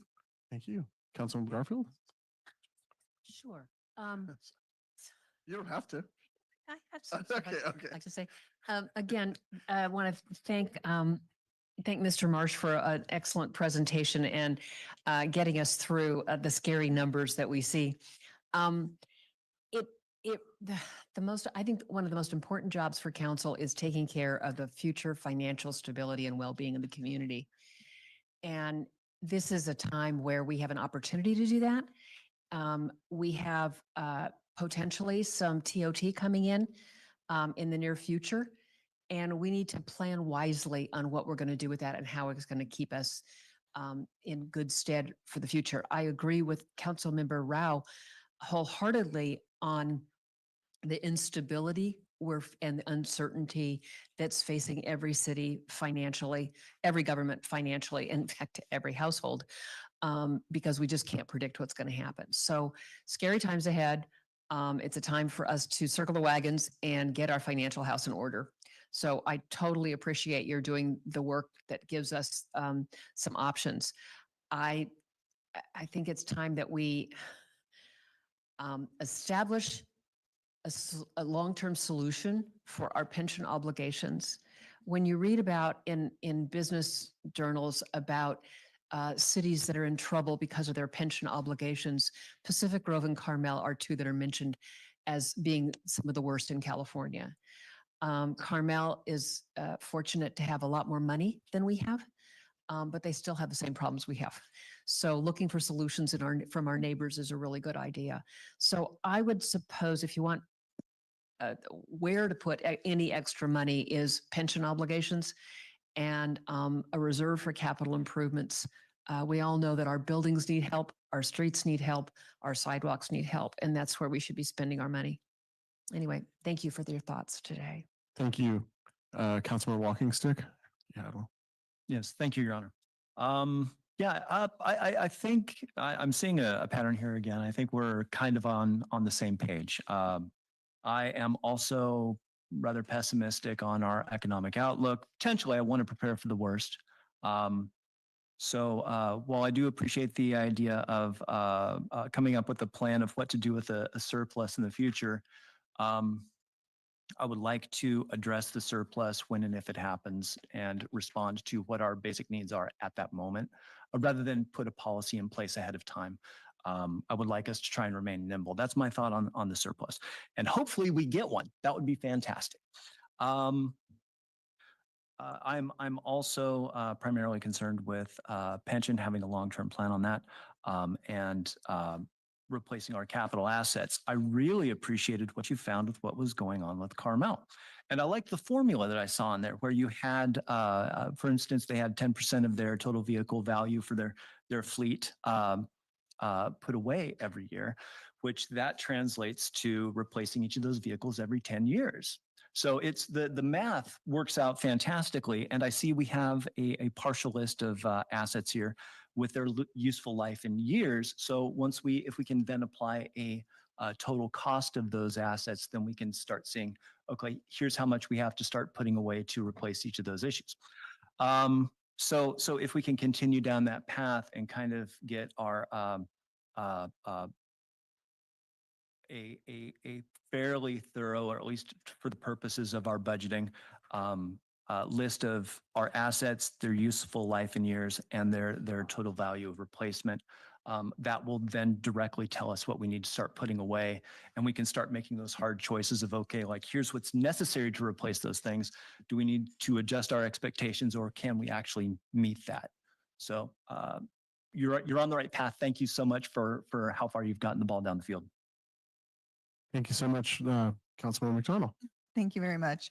Yeah, I really appreciate you kind of explaining it, and it's, in a big picture of budget. It's great to see you pull together the information on where we're at and what other cities are doing to give us some ideas. I obviously agree with what everybody else is saying too. I definitely like the idea of having a plan, and maybe it doesn't need to be a strict policy. I think the idea of nimble is always good, but maybe have something in place where we address surplus. The reason I'm saying that is often if we just let money sit there and it's not doing anything for us, we may not be bringing down costs, and this comes back to the amortization item as well. I think if we can afford to do it, amortization and getting that down, obviously the 10 years would be ideal to save a lot more money. If that's not financially realistic, then the 15 might still be beneficial. But I think anything where we're planning to do things that will save us money, like we did with the fire truck, purchase it, don't have all the interest rate on the loan, and then the amount of money we save gives us money for other expenses. And the city manager had also mentioned having an emergency fund. So if we could do those things, look at the best way, maybe looking at what other cities are doing, if you wanted to bring back recommendations or, put that together in the budget for what we recommend as a city for the pension obligation and how to address that specifically going forward based on all that you've found from the other cities and what seems to work. Definitely the capital replacement. I think one of the best ways is to maintain your vehicles, for example, maintain your buildings before they get in a state of disrepair that makes them more costly to do. So that's another really good investment in making sure we're using our resources most wisely. So I would support that as well. So yeah, I think that basically covers it, but I think looking at the possibility of amortization and letting us know like what would those numbers look like, and how would that affect the budget and the other things we could do for the city would be helpful. But also if there's any other ways you see where making positive investments now could save us money in the future and have our pot of money go further based on having made certain actions that maybe look expenses up front, but actually save us a lot of money down the road. I think that would be fantastic. One of the little things we're going to do starting next fiscal year is actually the way we pay the unfunded actual liability. Right now, the way we pay it on a monthly basis. But what PERS gives you the option to do is basically to pay the whole amount up front. And by doing that, you actually save about a half year's worth of interest. So that starts to add up, year by year to be a significant amount. So that's a small change that we can do on our end. And then obviously we'll work with council on kind of any other potential changes going forward. So that would be great. And thank you so much for being forward thinking like that, because all of those little ways that we can save little bits or big bits here and there, I think will go a long way on us being able to provide better and more services to the community. Thank you. Thank you. So I'm just going to say a couple of things I was thinking about. With respect to the pension reserves, it appeared to me from your report that you were talking about potentially a separate account that would be drawn from our current reserves. It could be drawn from our current reserves and made into what would be a pension trust, could be the start of a pension trust. And then there could be augmentation to that in 2029 or whatever years we were to get some kind of pension benefit, like the extinguishment of a bond or such. So is that kind of what you were saying, Mr. Marsh? That's exactly what I was thinking of. So to give you an example, and we could come back to council with this at a future date, there's two firms I've worked with in the past. They're experts in the field and basically setting up pension trusts. One is CalPERS actually, and one is PARS, which we actually use PARS right now for our part-time employment as well too. But yeah, that's something we could, and the nice thing about both of those programs, you can literally start them up with like $1. So you don't need to have a lot to do it, but you get the mechanism in place. And what's nice is you can take advantage of some longer term investments that, I mean, obviously they'll tend to be kind of vary a little bit over time, but over the longer term, you'll get a better rate of return on those investments as well too. And with the pension trust funds, like if we ever needed to dip into them 1 year to just help with our pension payments, we can do that as well too. So we can look into that, or potentially even longer term, the amortization schedule too, looking at that as well. Well, yeah, I was going to get to that one, but so the first thing I would be interested in seeing options in relation to what we just discussed. Yeah. And then, and getting started on the problem, and then, trying to noodle on what else we can do to enhance our ability to address it. And then the second thing I would say would be similar with the capital reserves. I think possibly that could be another. I think you're talking about an account that is, developed for capital improvements, for city assets, and for addressing those issues. So that would be so instead of just having one reserve with all the money in it, we would have a few different ones. This would maybe 3 total as what we're talking about right now. That's exactly kind of what I was thinking of. And I mean, this is just a thought. Obviously, council can give me any direction on this as you like. But one thing I was possibly thinking of, because in looking at the other cities, their policy in general was about 25. The average was about 25%. So one of the things I was thinking was potentially just changing our reserve policy for our operating reserves to 25%. And then moving some of that kind of quote excess to start up a pension trust and a capital reserve. So, it's not like we're really spending any money, but it's kind of like the mayor saying, we're starting the mechanism in place to get those going. And then every year we look to see what we can do to basically potentially increase those reserves. But I think just having it starting in place, it's a positive step for the city. So, and Matt, I don't know if you want to add anything to that. So. No, I think that's a great plan, a great idea. A short distinction, Mr. Mayor, if I'm not stepping on what you're already. Go ahead. Between the surplus, so the exercise has been every year when we budget, we look at, are we above our 35%? And I would imagine in the future, whatever it'll be, we'll still have that target. And we've been coming back and we've been saying, we have $1 million over that 35%. How do we want to spend it? I think an option might be, instead of how do we want to spend it, it's just programmed into it goes to a certain fund, or a portion of it goes to a certain fund. And I'm not sure if that's the same surplus money you were thinking about when you were considering your comments. And one of the things, just to add on to the city managers conference, one or two of the council members have mentioned, the idea of potentially having some flexibility with that. What I've seen from a couple other cities, what they did was they said, okay, I'm just making this up, but let's say 20% pension, 30% capital, and then the difference is more kind of like a flex fund that, the council could decide what it wants to do. So it gives you some flexibility, but still gives us some structure every year on how we're kind of using that surplus. So just a thought. So. Yeah. And so I would be in favor of that kind of an operation. For the two accounts, I'd be in favor of that. I'd be in favor of changing the way that we're structuring the reserves in the way that you described. Maybe we should look at a range or something like that. And then the third thing I would be interested in is seeing the options as it relates to the amortization schedules. And that Councilmember McDonald brought that up, and I think we'd all be interested to see if we have the appetite for it and we can make it work. It looks like maybe this time in year 2 we're going to be a little stronger when we get the hotel. So of our 2-year cycle, we're probably going to get a little stronger in year 2, I would think. And I think that's an excellent point. What we may want to, just a suggestion, for council, but we may want to take like a laddered approach to this, as we kind of start up the reserves, because, that's just kind of a reshifting of funds. Mm-hmm. Once we kind of know what we're truly going to get from, our first hotel, I think we'll probably be in my thoughts, we'll be in a little better position at that point to say, okay, could we handle, let's say, a 15-year amortization schedule at that point? Yeah. The nice thing with the trust fund, we still have lots more flexibility. When you change your amortization schedule, you're kind of locked into that. So that's the one thing it's a good thing, Yeah. but you want to just approve with. Maybe we want to look at it, but not necessarily want to go all hog wild this year with it, since we're only in 1 year into we'll be 1 year into a 2-year budget where we might be stronger in year 2. Councilmember Garfield. Exactly.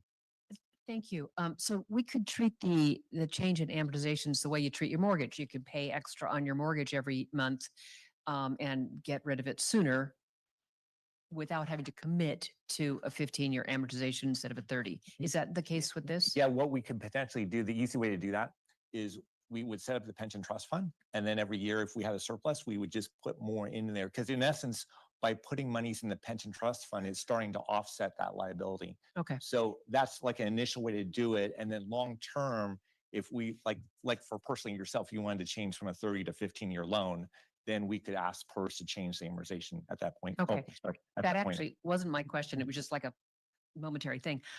In the budget audit papers, you had a table that talked about our surplus, not our surplus, our reserves over a period of 5 years going forward.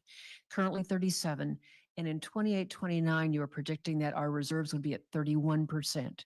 Oh, I think the initial projections, yeah, because what I was looking at was the previous directors, how we did the 5-year plan, which we'll have when we do the budget basically in May.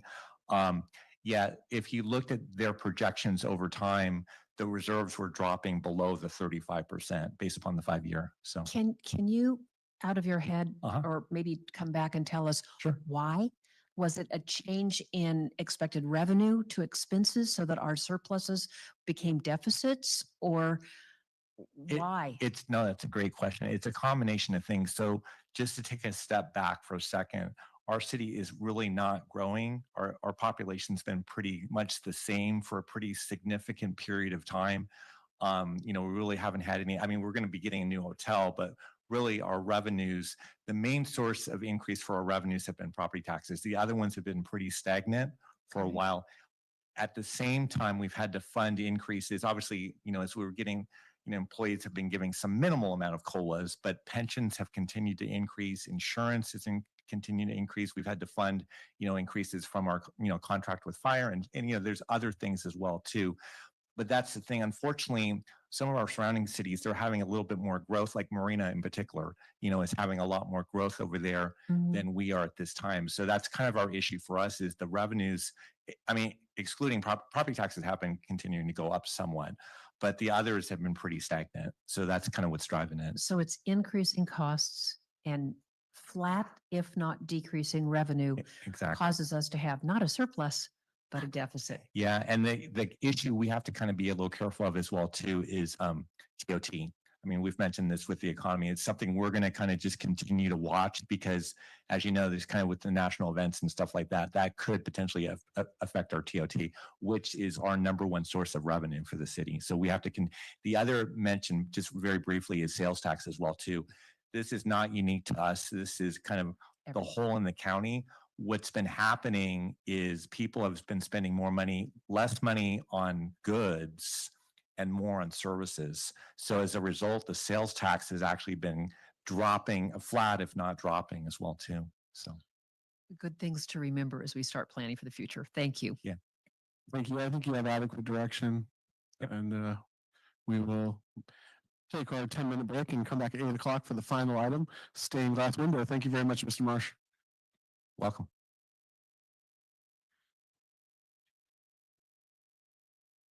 Recording stopped.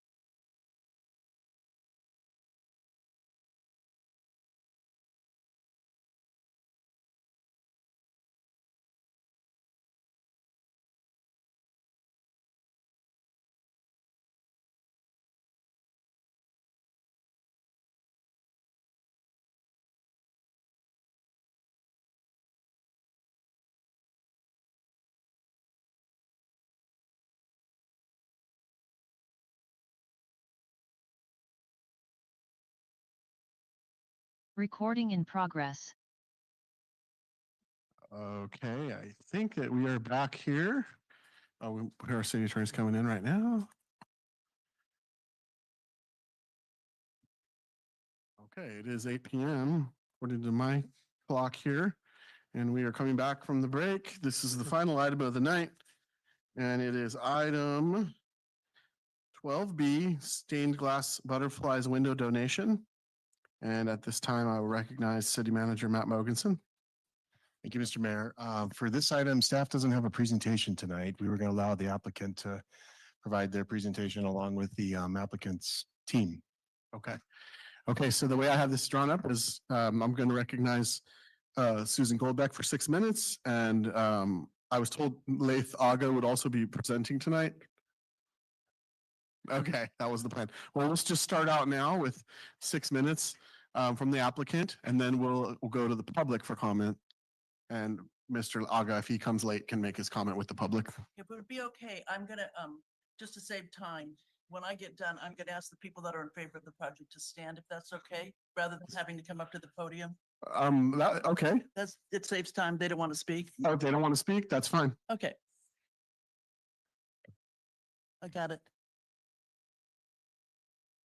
Hello, my name is Susan Goldbeck, and I'm considered the queen bee of the BBB, to bring the butterflies back to Pacific Grove. And the BBB is an organization that has done a tremendous amount of public outreach to find out if the public wants this in Pacific Grove and where they want it. We've contacted over 400 residents. We've contacted the Rotary, the Chamber of Commerce, the Kimpton Hotel, museum staff, library staff, and many others concerning this project. And I have to represent to you that the response has been overwhelming. This council knows that the BNRC heard this, seems like forever ago, and we had the same response by the public at that meeting, which was a unanimous send up to the city council. Now, the question is, where are we now? I gave a 9-page report that, for the benefit of the public, it's in the agenda packet online. And I don't have time in my 6 minutes allotted to go through everything.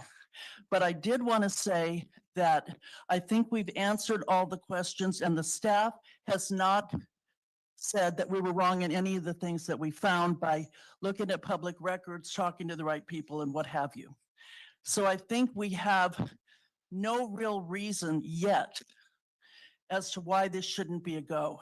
And I should tell you that the two most common comments we heard from both business leaders and community leaders is, why wouldn't anybody want this? And when we wanted to have it in the museum, which was council members Luke Coletti's idea, everyone said, well, of course, that's the home of the butterflies. So we think it's a perfect place if it fits, if there's a lot of issues that still have to be raised. As to the issue of the museum board member that wrote a letter to the council, what that letter does, some of the issues that he raised, he raised questions, and some of them have been answered in my report. Some of them have not. So the council, in its recommendation, said, if the council wants to accept this gift, then give me direction. Well, I would suggest that if these questions are sincere, and I have every reason to believe they are, that Mr. Mortensen and his staff be directed to get the answers. For example, in my report, I tell you, we don't need a structural engineer. He seems to think we do. So staff should go back to them and say, where did you get this information and things like that? So can I have the first picture, please?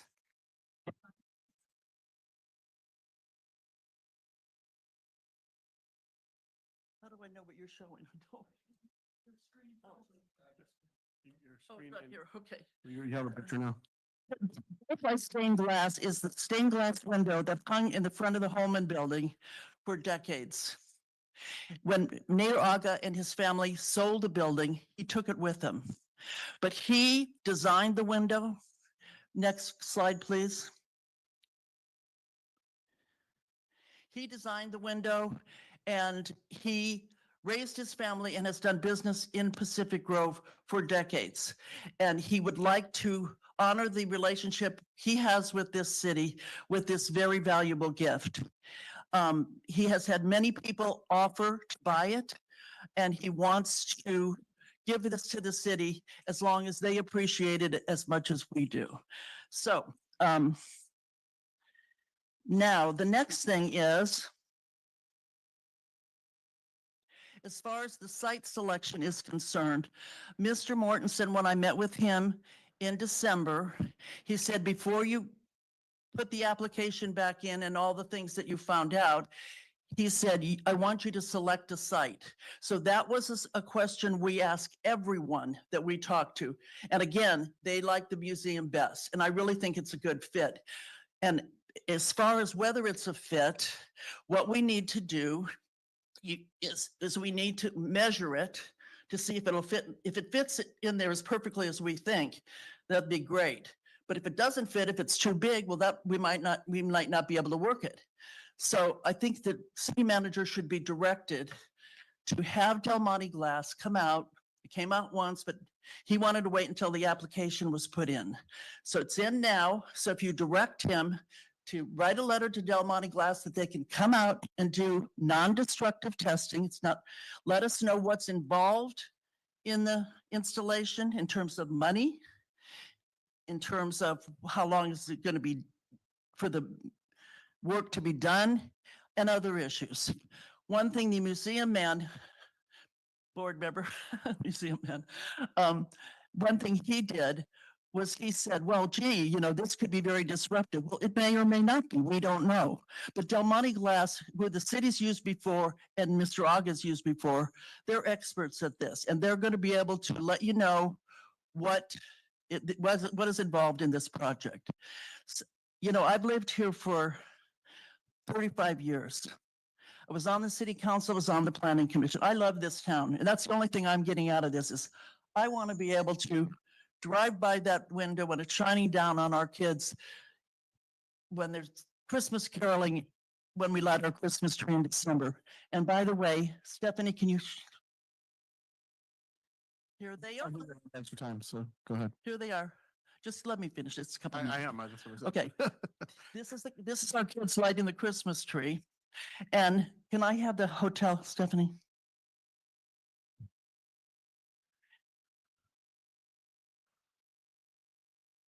It's at the end. One more? You don't have the hotel? Okay. Well, I talked to the Clinton people and they're very excited about the idea of their people going out of that hotel and be able to see that beautiful stained glass window lighted from the back. Talking about budget, yes, there is severe darkness problems in that museum. I encourage you all to go there. But this is way before the butterflies. And most museums don't have natural light coming in. And the reason they don't is because they don't want ultraviolet rays. So these are problems that if you want to do what the public wants you to do, we'll figure out a way, and even with funding. But thank you very much. Did you want to have your people stand now so they don't have to come forward? Yeah. We'll just count them. Okay, we have 1, 2, 3, 4, 5, 6. We have about 7 people in the chamber standing and recognizing support for the project. Yeah. For the application. Thank you very much, Ms. Goldbeck. I'm going to open it up for public comment now, ma'am. So I'll go ahead and, how many people in chambers wish to speak? If you have, okay. Hold on. Can you please raise your hands, please? Keep them up. So you do wish to speak after all? 1, 2, 3. Okay, how many people online? 2 online? Okay.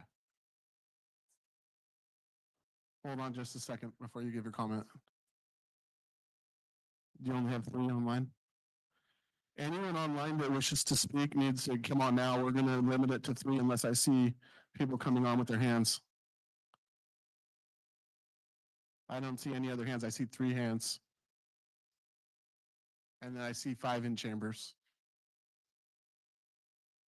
So is that that's about 10 people? I'm seeing 10. Yeah, I'm going to give 2 minutes on this. Go ahead. Annette Corcoran. Lived here 42 years. And I really think the hotel that is being built is probably the ugliest hotel I've ever seen. We need something beautiful to look at. This window will be on the same street. At least they go by the ugly hotel and they can see a beautiful window. Please approve it.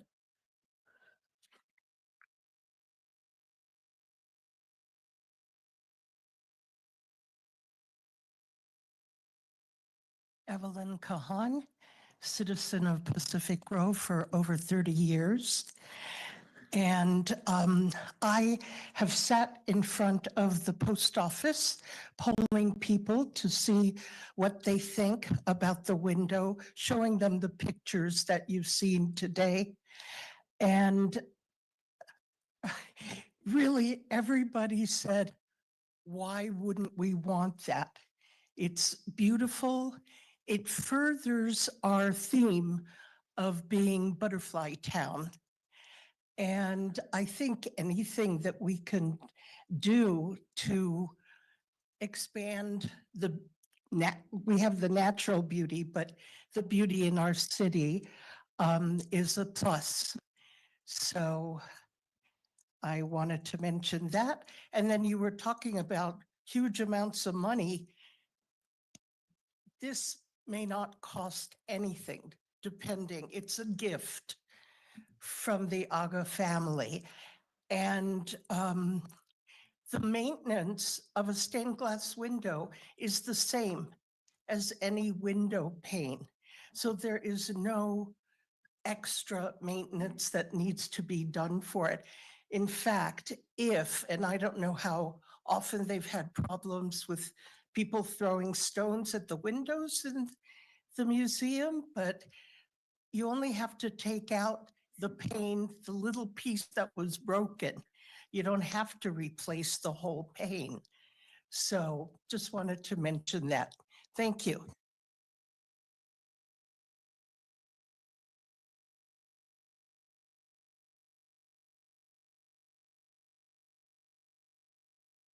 Good evening. My name is Lee Willoughby.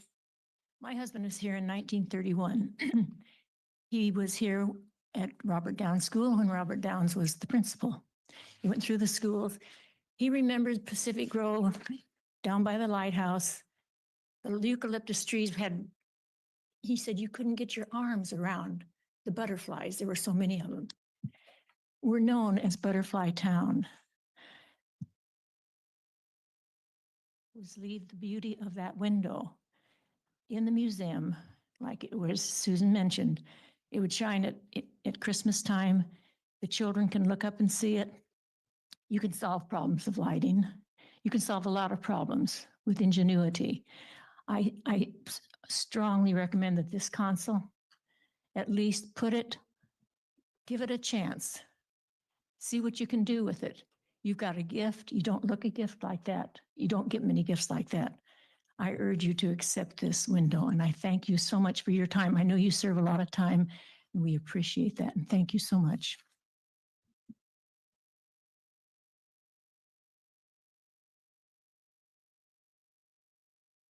Hello there. My name is Robert Roth. I've been a resident on the peninsula here for 38 years. I raised two beautiful boys here who are now 26 and 28. And we have many wonderful memories down on the beach and walking through, looking at the butterflies. And it's very iconic to us when we think of Pacific Grove, the butterflies, and it kind of really represents the city. We have this beautiful gift presented to us, and I look at the picture here of it in front of the museum, and I just can't really imagine any reason we wouldn't want to accept such a beautiful gift. And even standing here now and looking at the council and right over your heads, I see the iconic butterfly there. And it just, if there's a way we can make this project happen, I think it would be very beneficial to the community. I know a lot of us who've grown up and spent a lot of time here, that one has always been very iconic, just as the butterfly is iconic, driving by and seeing that on the old, I call it the Ford building, in the Ford department store. it was just an iconic symbol. And we want to hang on to symbols like that, the same way we preserve a lot of the homes in Pacific Grove, keep the same rustic look they've had over years. It's just an icon that's worth preserving. Thank you for your time, Council.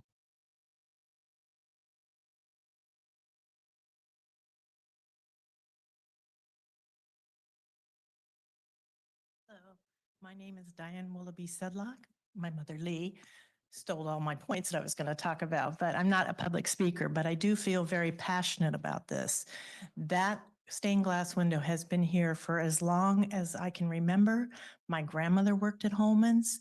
It was part of the fabric of the life in Pacific Grove, and to not accept it as a gift would be a travesty. It's, you know, I find the Planning Commission keeps putting up these boxy buildings.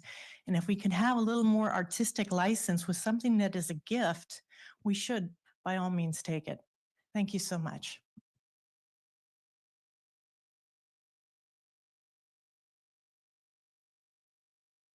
Thank you. I'm Sally Moore, and I urge you to accept this as a gift. I think it's a lovely idea. I know that there was a concern, and that's not your decision tonight about the concern, but St. Mary's by the Sea has a comparable size window, and it has lasted a long, long time. However, they have put a plexiglass on the outside, and it has protected them from vandalism. And I think it would be a great idea if and when we can get this in the museum, that would be a protected item. So consider it.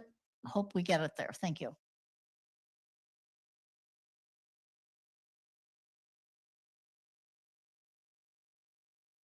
Good evening. I'm David Dilworth.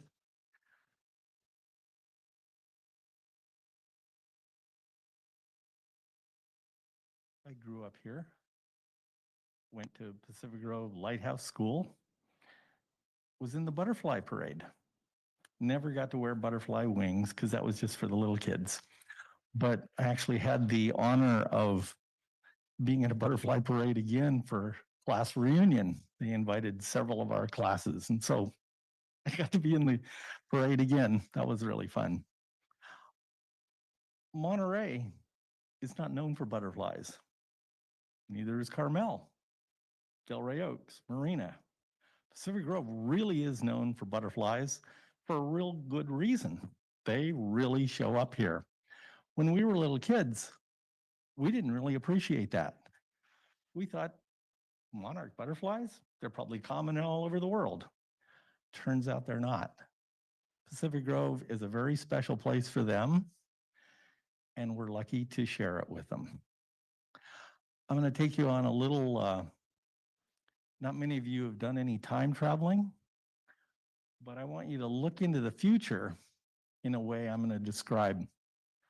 42 years ago, we're looking back in time, there was a fellow named Larry Foster, made a 40-foot whale that now sits in front of the Pacific Grove Museum. We didn't have the council approve that. That was just approved by Vern Yaden, who was the museum director at the time. But I think Vern can be very proud in his declining years at approving something like that, that thousands upon thousands of children have played on and relished. I will. Okay, thanks. And now, 42 years from now, I think that you could look forward to having voted to approve this beautiful stained glass window at the museum. Thank you. All right, thank you very much. I think any further people in the in-house tonight would like to come forward? We'll go ahead and go to the online then.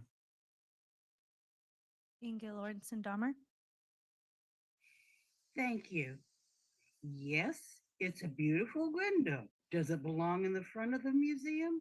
No, the two council members that looked into it and did painstaking measurements, etc., it was always supposed to go in the back of the museum.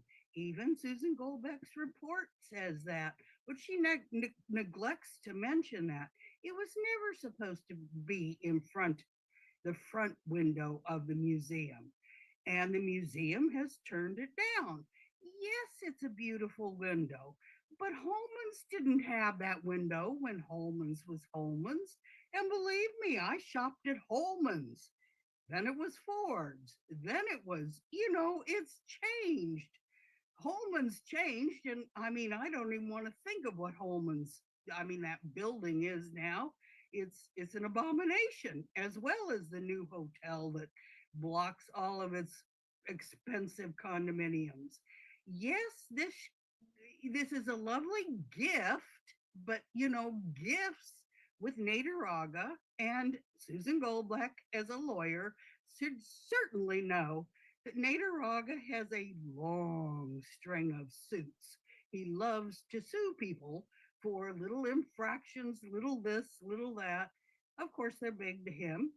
And no matter what good he's done and a beautiful window he created, it doesn't belong in the front of the museum. And if the city accepts it, which is fine, but know that there will be strings attached and where to put it. Do I see it on the front of the museum? No, I think it ruins it. To tell you the truth, the two things are not compatible. Thank you very much. Thank you.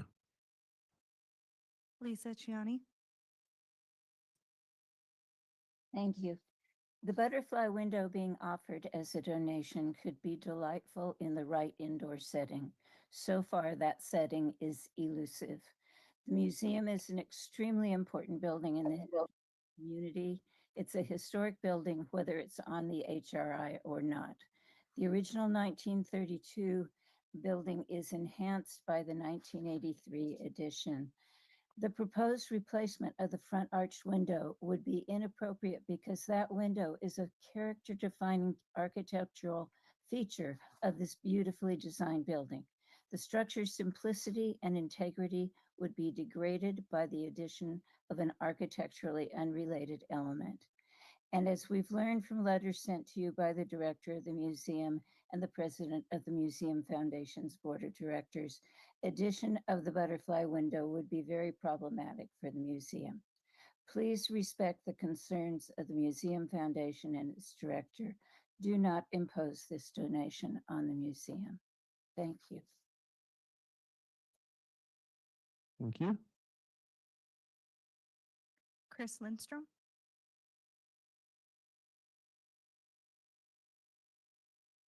Thank you.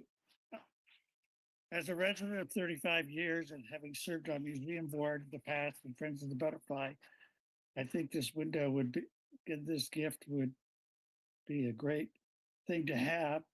And it may be some issues, but I think like anything else, they can be worked out. But this is a really tremendous gift, and I think it's suitable for the museum.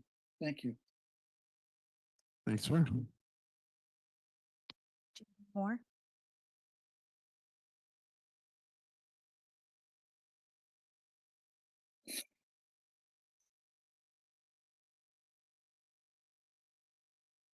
J.D. Moore.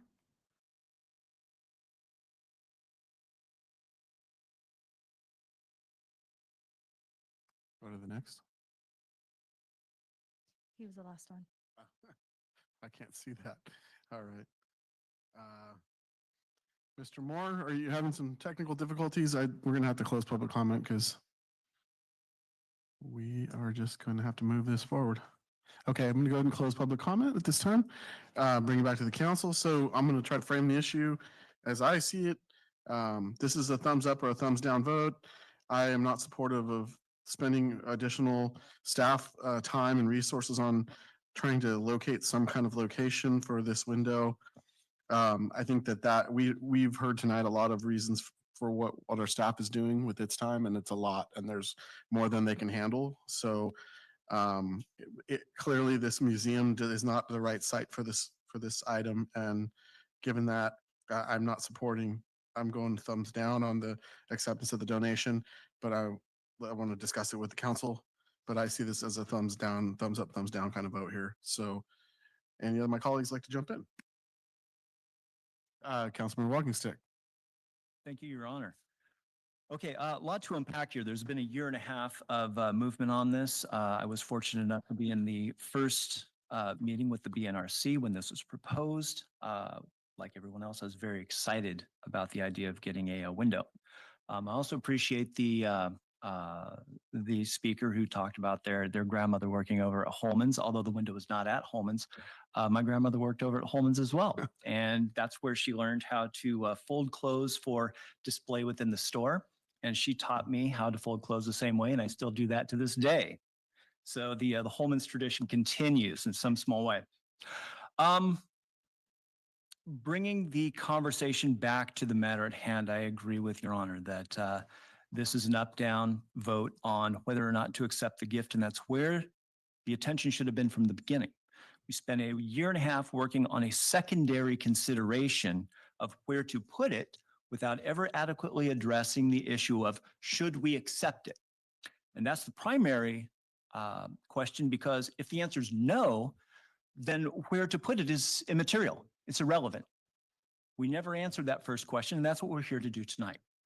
I'm not here to discuss where or why it goes in one place better than another.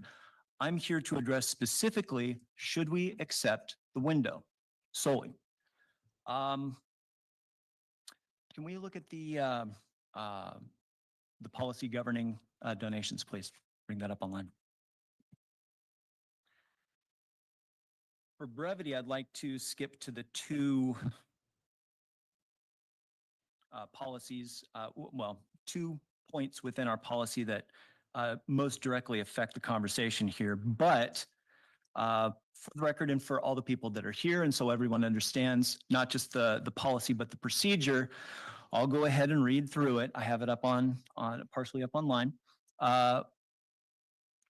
This is the policy that governs the acceptance of outdoor art donations. This is what guides our council. This is what guides our city. This is what guides the process for people who want to donate artwork to the city. Number one, and this is in order. Like I said, it's a procedure as well. Number one, anyone wishing to donate art or art funding to the City of Pacific Grove must first provide comprehensive information about each piece of art or proposed artwork by completing and submitting an art acceptance form. You start with the form. Art acceptance forms must be submitted to the Pacific Grove Beautification Natural Resources Commission, which of course they went through. The Beautification Natural Resources Commission will use the art acceptance form as a basis for evaluating the art proposed for donation and making a recommendation to council. In evaluating the artworks, the Beautification Natural Resources Commission will work with the museum, the library, and/or city staff as appropriate. City staff will consult the advisory board, example, museum board, library board of the involved city department. Number four, evaluation of artworks will consider each piece's intended use and disposition, artistic merit, historical significance, local interest, commercial value, and impact on city government, including ongoing maintenance costs. Number five, and this is the first part that most directly concerns our discussion tonight. The Beautification Natural Resources Commission, city staff, and relevant advisory body will make a recommendation to the city council whether or not to accept the proposed donation. All accepted donations shall be unconditional, transferring ownership and all rights of ownership to the city. Donations are accepted only with the understanding that the city has the right to determine retention, location, or disposal of the donation. The city may sell the item for value and use the proceeds for any purpose appropriate to the city's charter. Next, number six, the city council shall make the final determination on whether the city will accept or decline the proposed donation. That's what we're doing tonight. Number seven, issues and legalities involved in the donation of artworks are numerous, and there will be occasions when the city attorney's advice may be essential. For example, an artist may be entitled under law to a royalty under certain circumstances of resale. A copyright may be involved, and artists may ask for rights and privileges such as the first chance at purchase, borrowing for an exhibition, reproduction rights, control of alterations, repairs, and restoration. If an artist creates a work, they may want the ability to take that work, show it at galleries, show it at different museums, and then return it to the city as they're borrowing it back for certain purposes. If they're entitled to royalties under copyright laws, then we have to pay them the royalties. Those are the legal considerations we're talking about. Number 8, a written agreement with the artist shall be executed with the city prior to the commencement of any work of art proposed on city property or commissioned by the city. And number 9, the last step, all required city permits for installation and siting of art pieces on city property shall be obtained.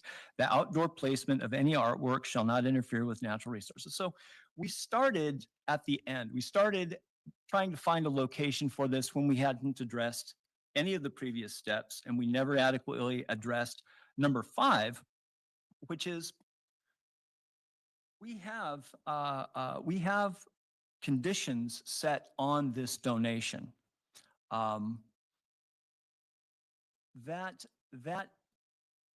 is in opposition to our guidelines. That's in opposition to our policy. And we've spent the last year and a half diverted away from this primary matter, solving the very last step in our procedure. And in the last year and a half, we've been unable to solve that last step. We have failed in a year and a half to identify an acceptable location. So breaking this down to its fundamentals, let's see here. So the primary question, do we direct the city to accept the donation, is our first step in this reasoning process. Our policy and procedure governing the acceptance of outdoor art donations indicates all accepted donations shall be unconditional, transferring ownership and all rights of ownership to the city. Donations are accepted only with the understanding the city has the right to determine retention, location, and disposal of the donation. The attached terms and conditions disqualify the stained glass butterfly window as an acceptable donation. I therefore advise that the city not accept the donation. As an incidental, I do want this window, but this is not a donation, it's a business deal. And I personally am not interested in entertaining a business deal at this point in time. No. Oh, sorry.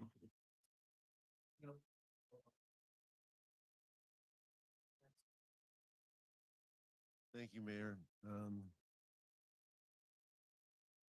Bottom line is this.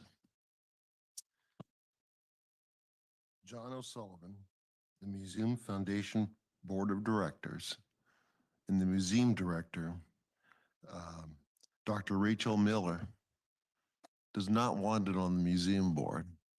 I'm going to read something from our citywide organization diagnostic report that was done 6 weeks ago or 7 weeks ago.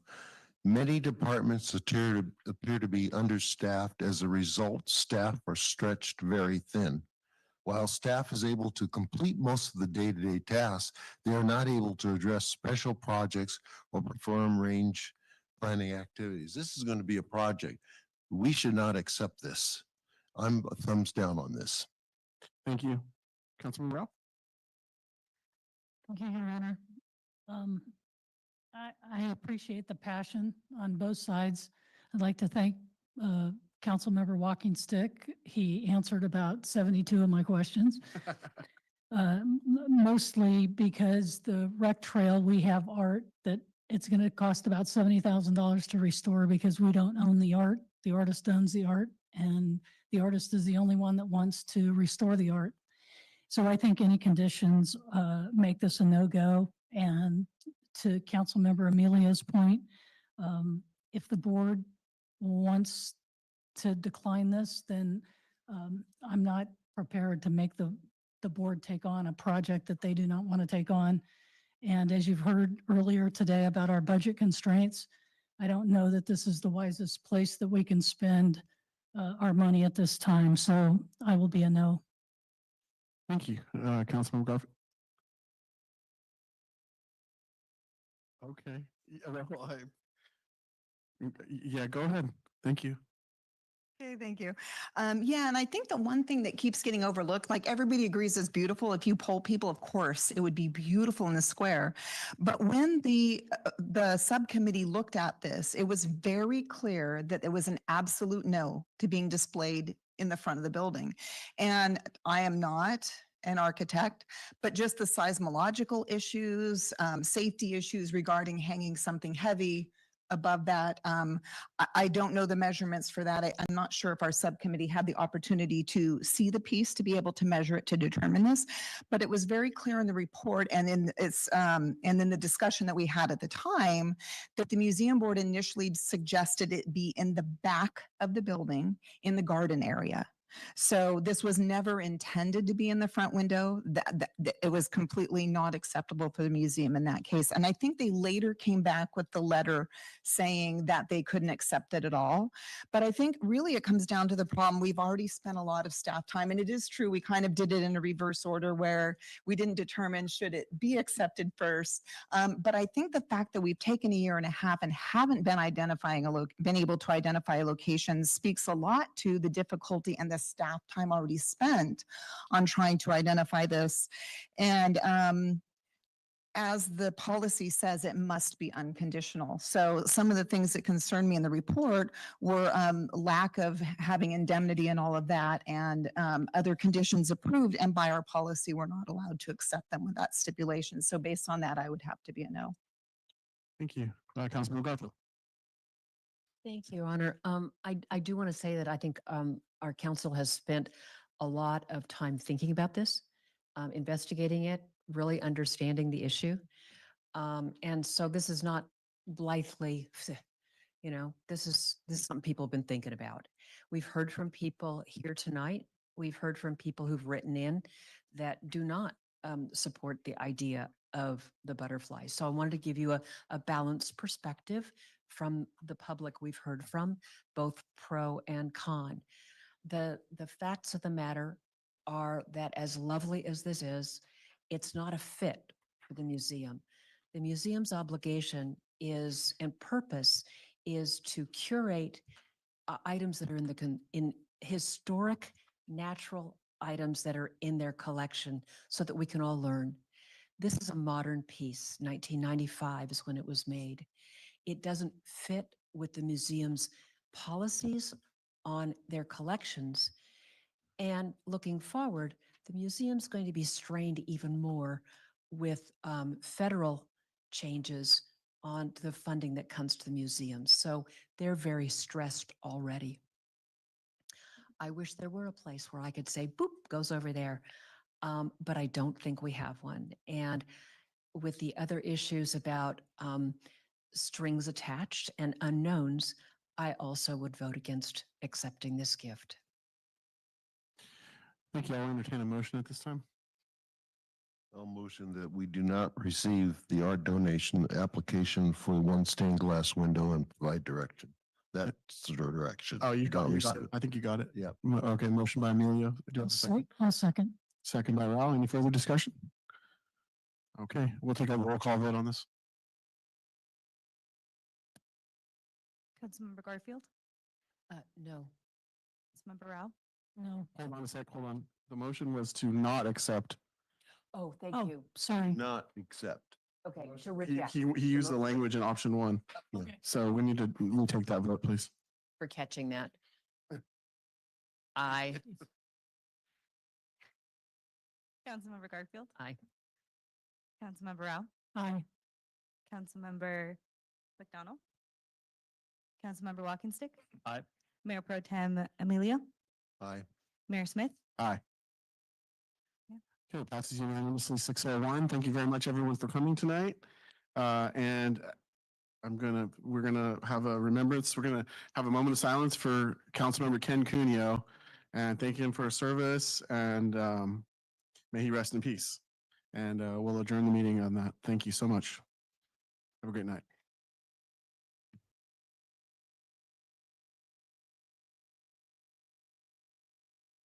Recording stopped.